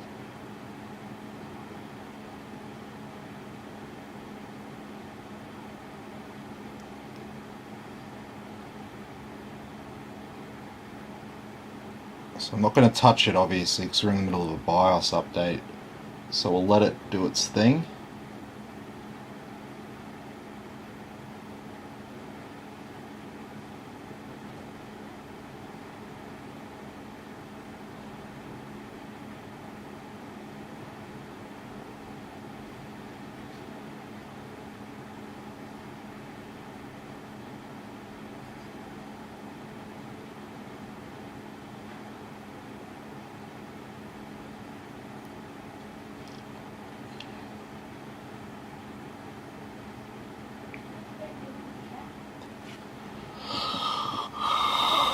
Oh.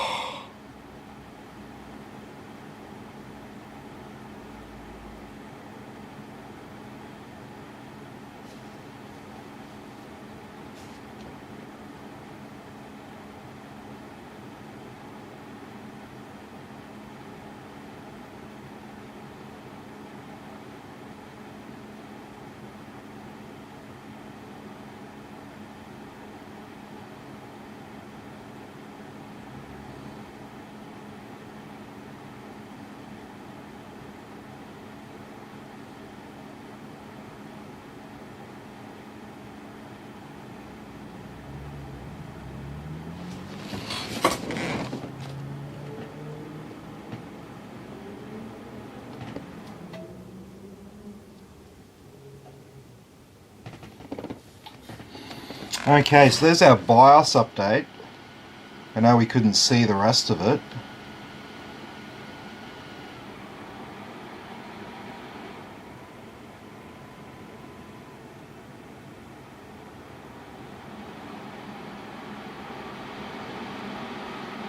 As for why our graphics card keeps dropping out, like the display, it's very strange, to say the least.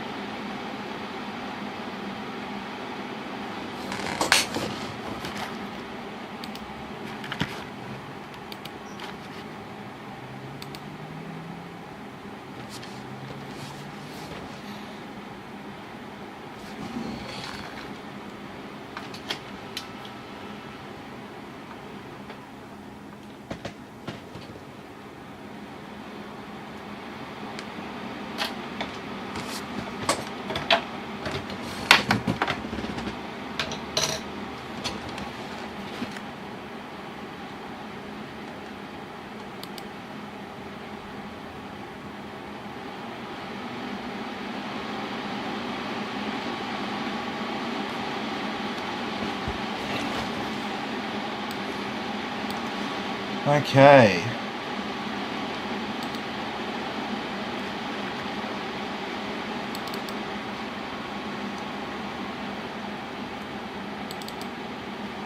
So let's do a BIOS update on our graphics card and see if it stops doing this.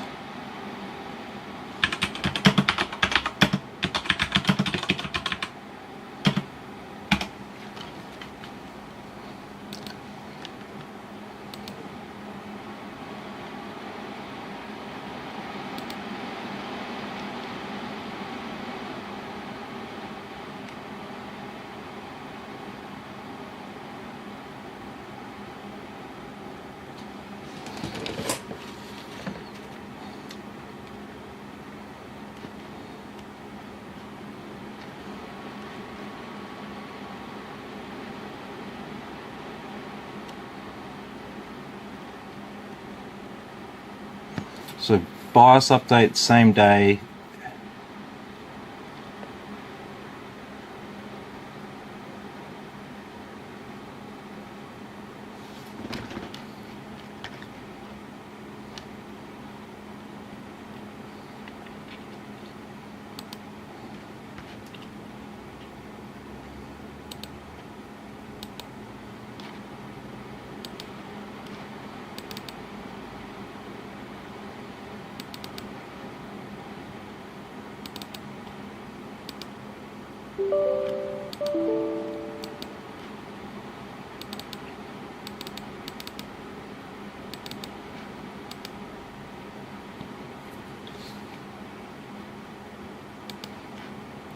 Really? Oh, it's because it's zipped.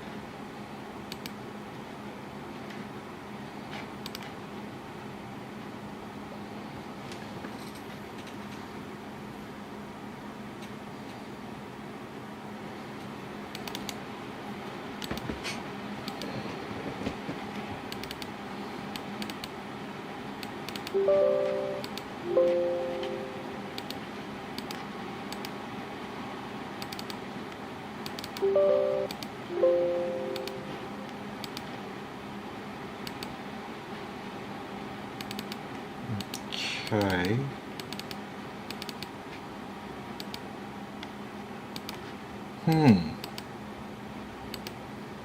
That's weird.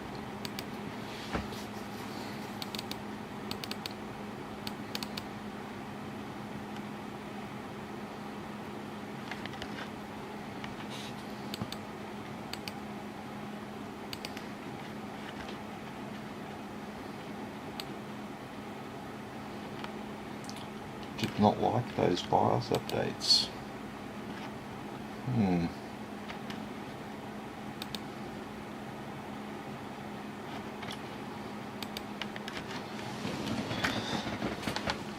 Okay, well, let's start testing.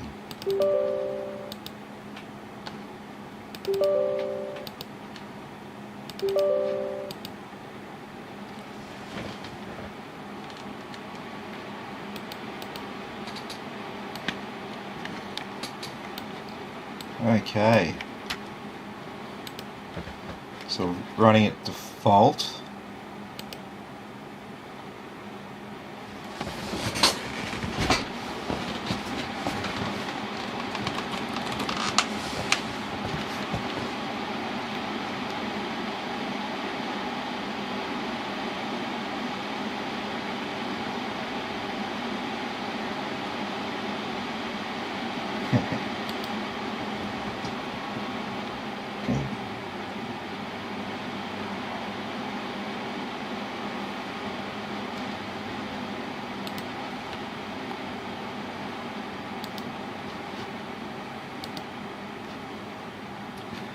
There you go, top of the lot.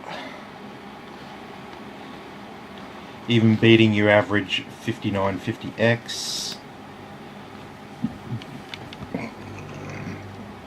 Same with multi-threads there.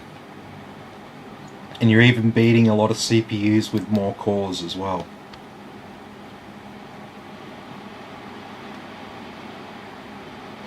Pretty much on par with the Threadripper 2970WX 24 core 48 thread.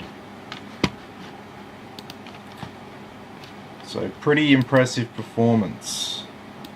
But let's try Ryzen's Auto OC. We will have to restart for this.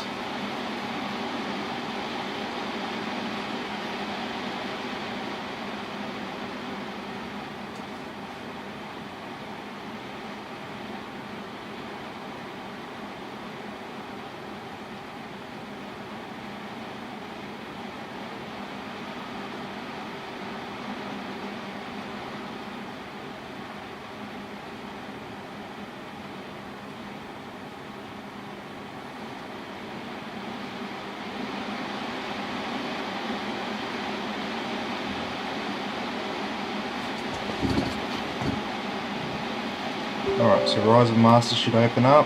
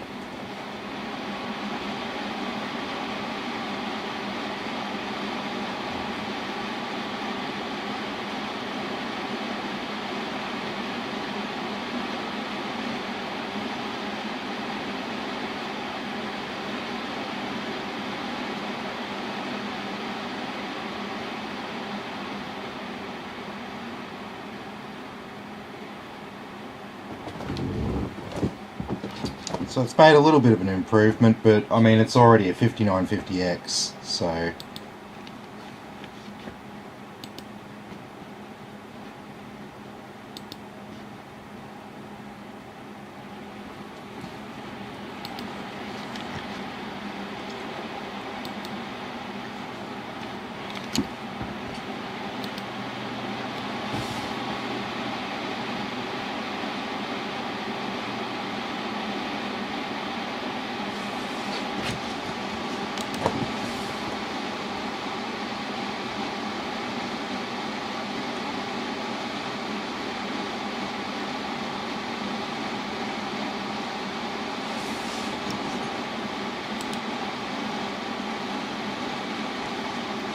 there's your temps while we're running Cinebench.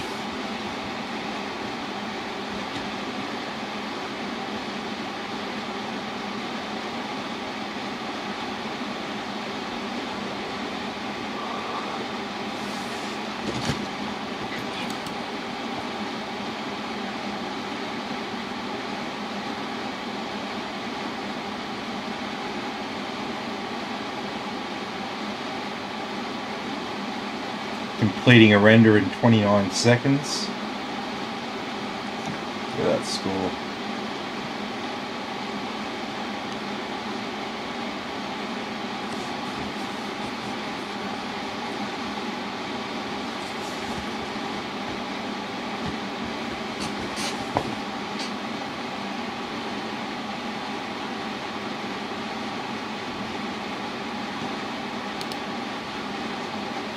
Sitting there at 73 degrees while we're doing this. So no issues at all there.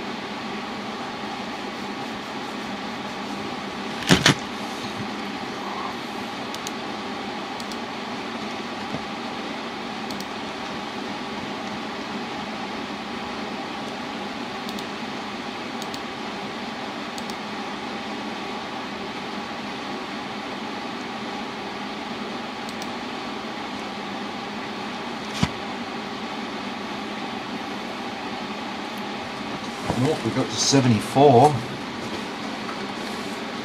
and this is with two fans on the radiator not turning, and so it'll probably be a bit cooler than this. Like we could put the panel on this side.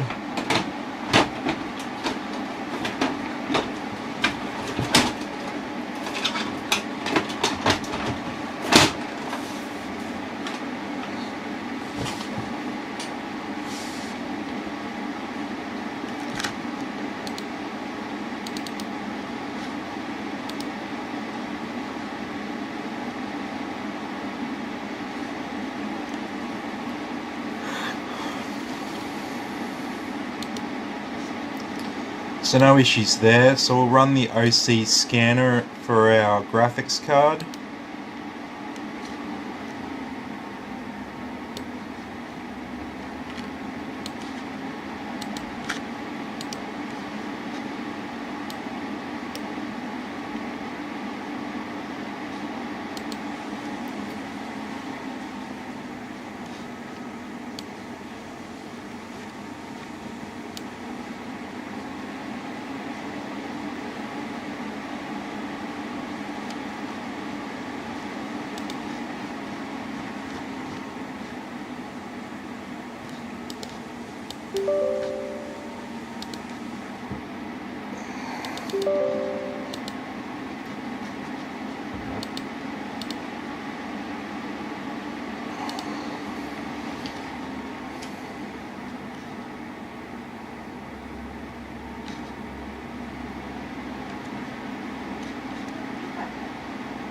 Is our SSD read and write speeds.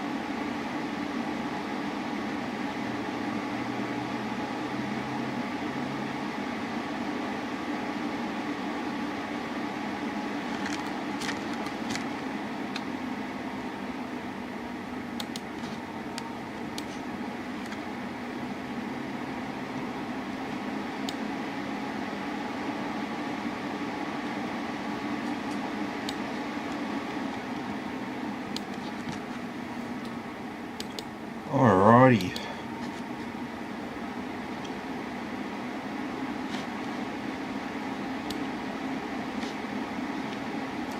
While that's running, I'm not sure what we'll do because this is tuning the graphics card, so I don't want to do too much with the graphics card right now.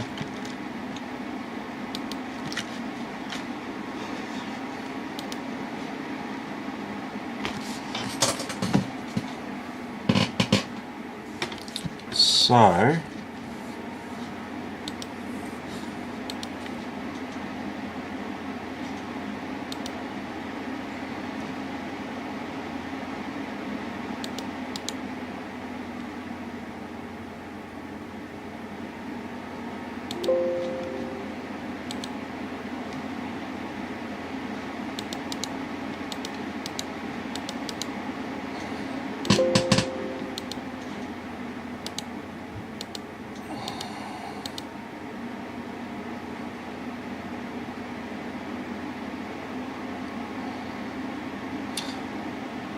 and it's done it again.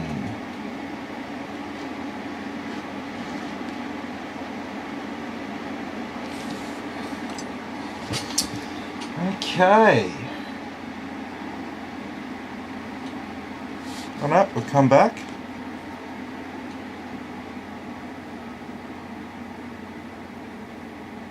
Oh no, we had a fail with the OC scanner.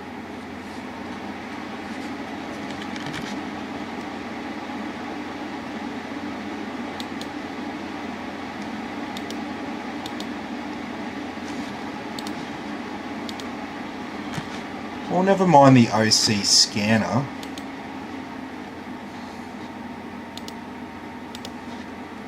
Let's just do some manual overclocking.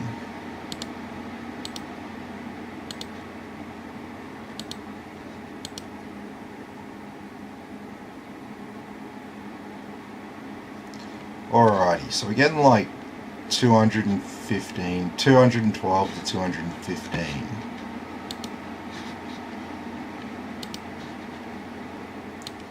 Let's turn the power limit up. Let's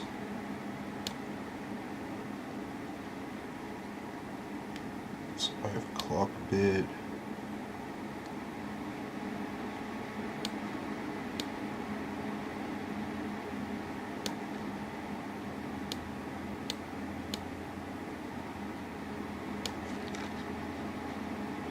Let's try this.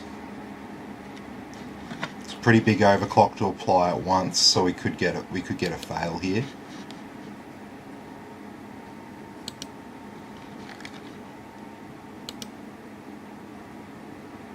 Yep. Close before it destabilizes completely.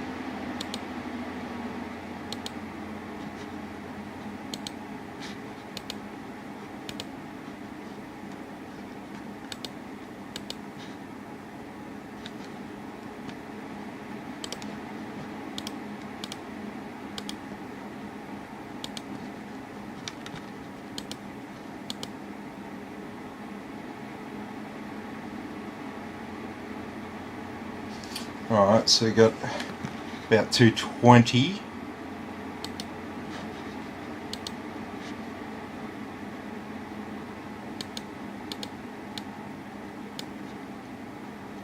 We bring the core clock up to 200.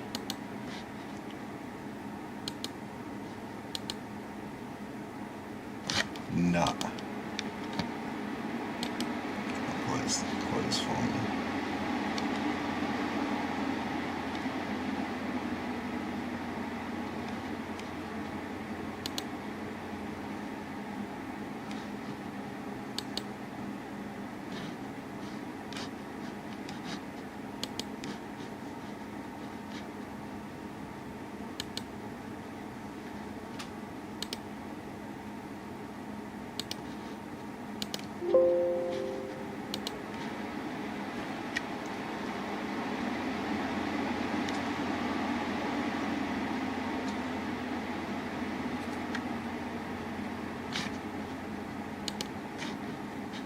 Okay. can we get this stable?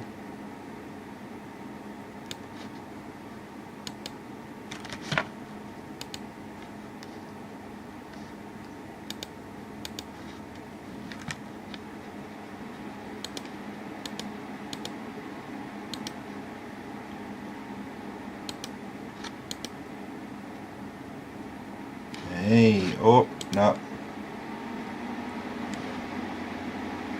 Still a bit unstable.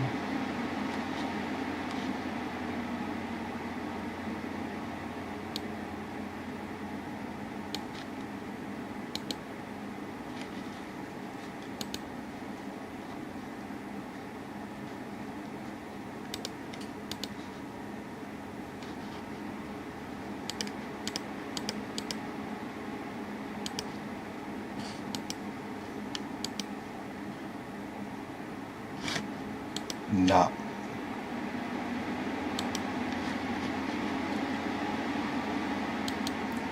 I don't think we're going to be able to sustain that on an OC card.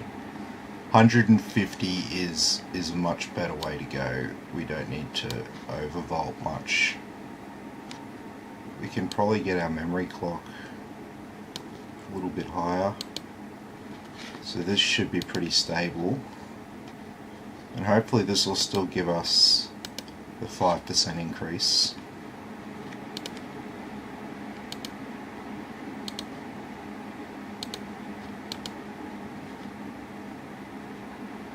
Yep. So 210, now we're getting 226, 227 even.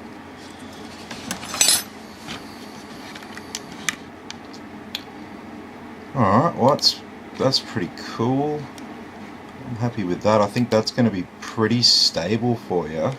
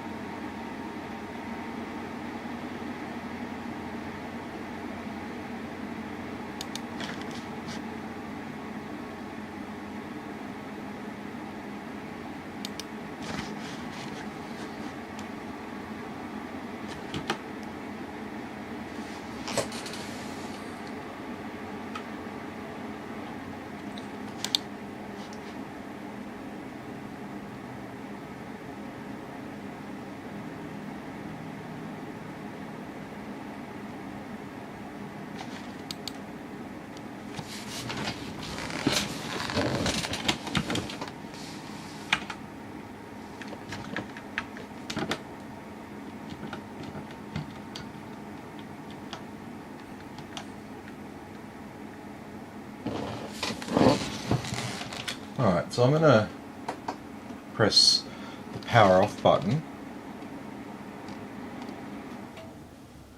Okay, and the power's off completely normally, like it's not stalled or anything.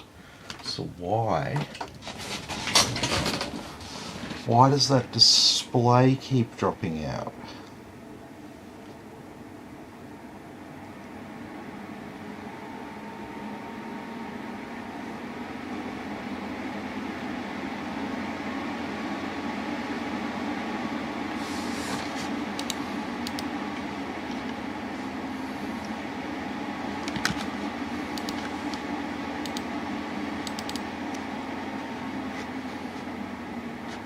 Yep.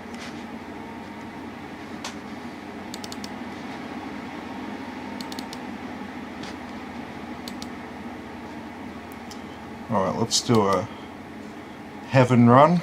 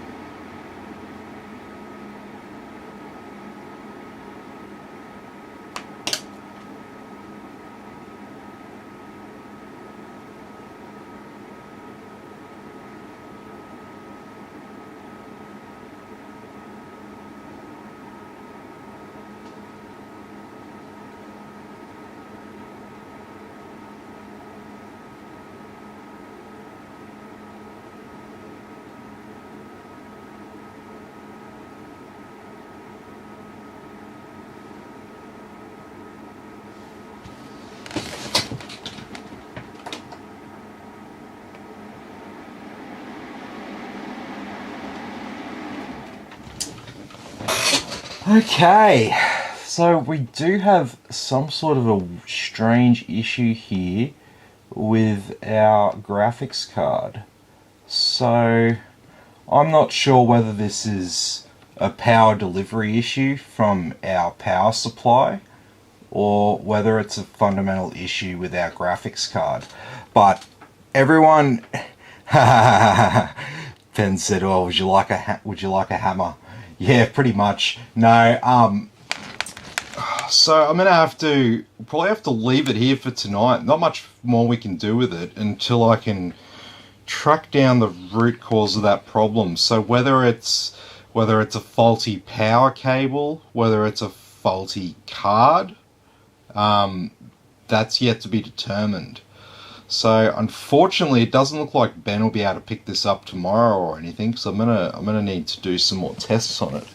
So from here, I'd want to be checking the power supply and seeing if I can recreate it on my own power supply.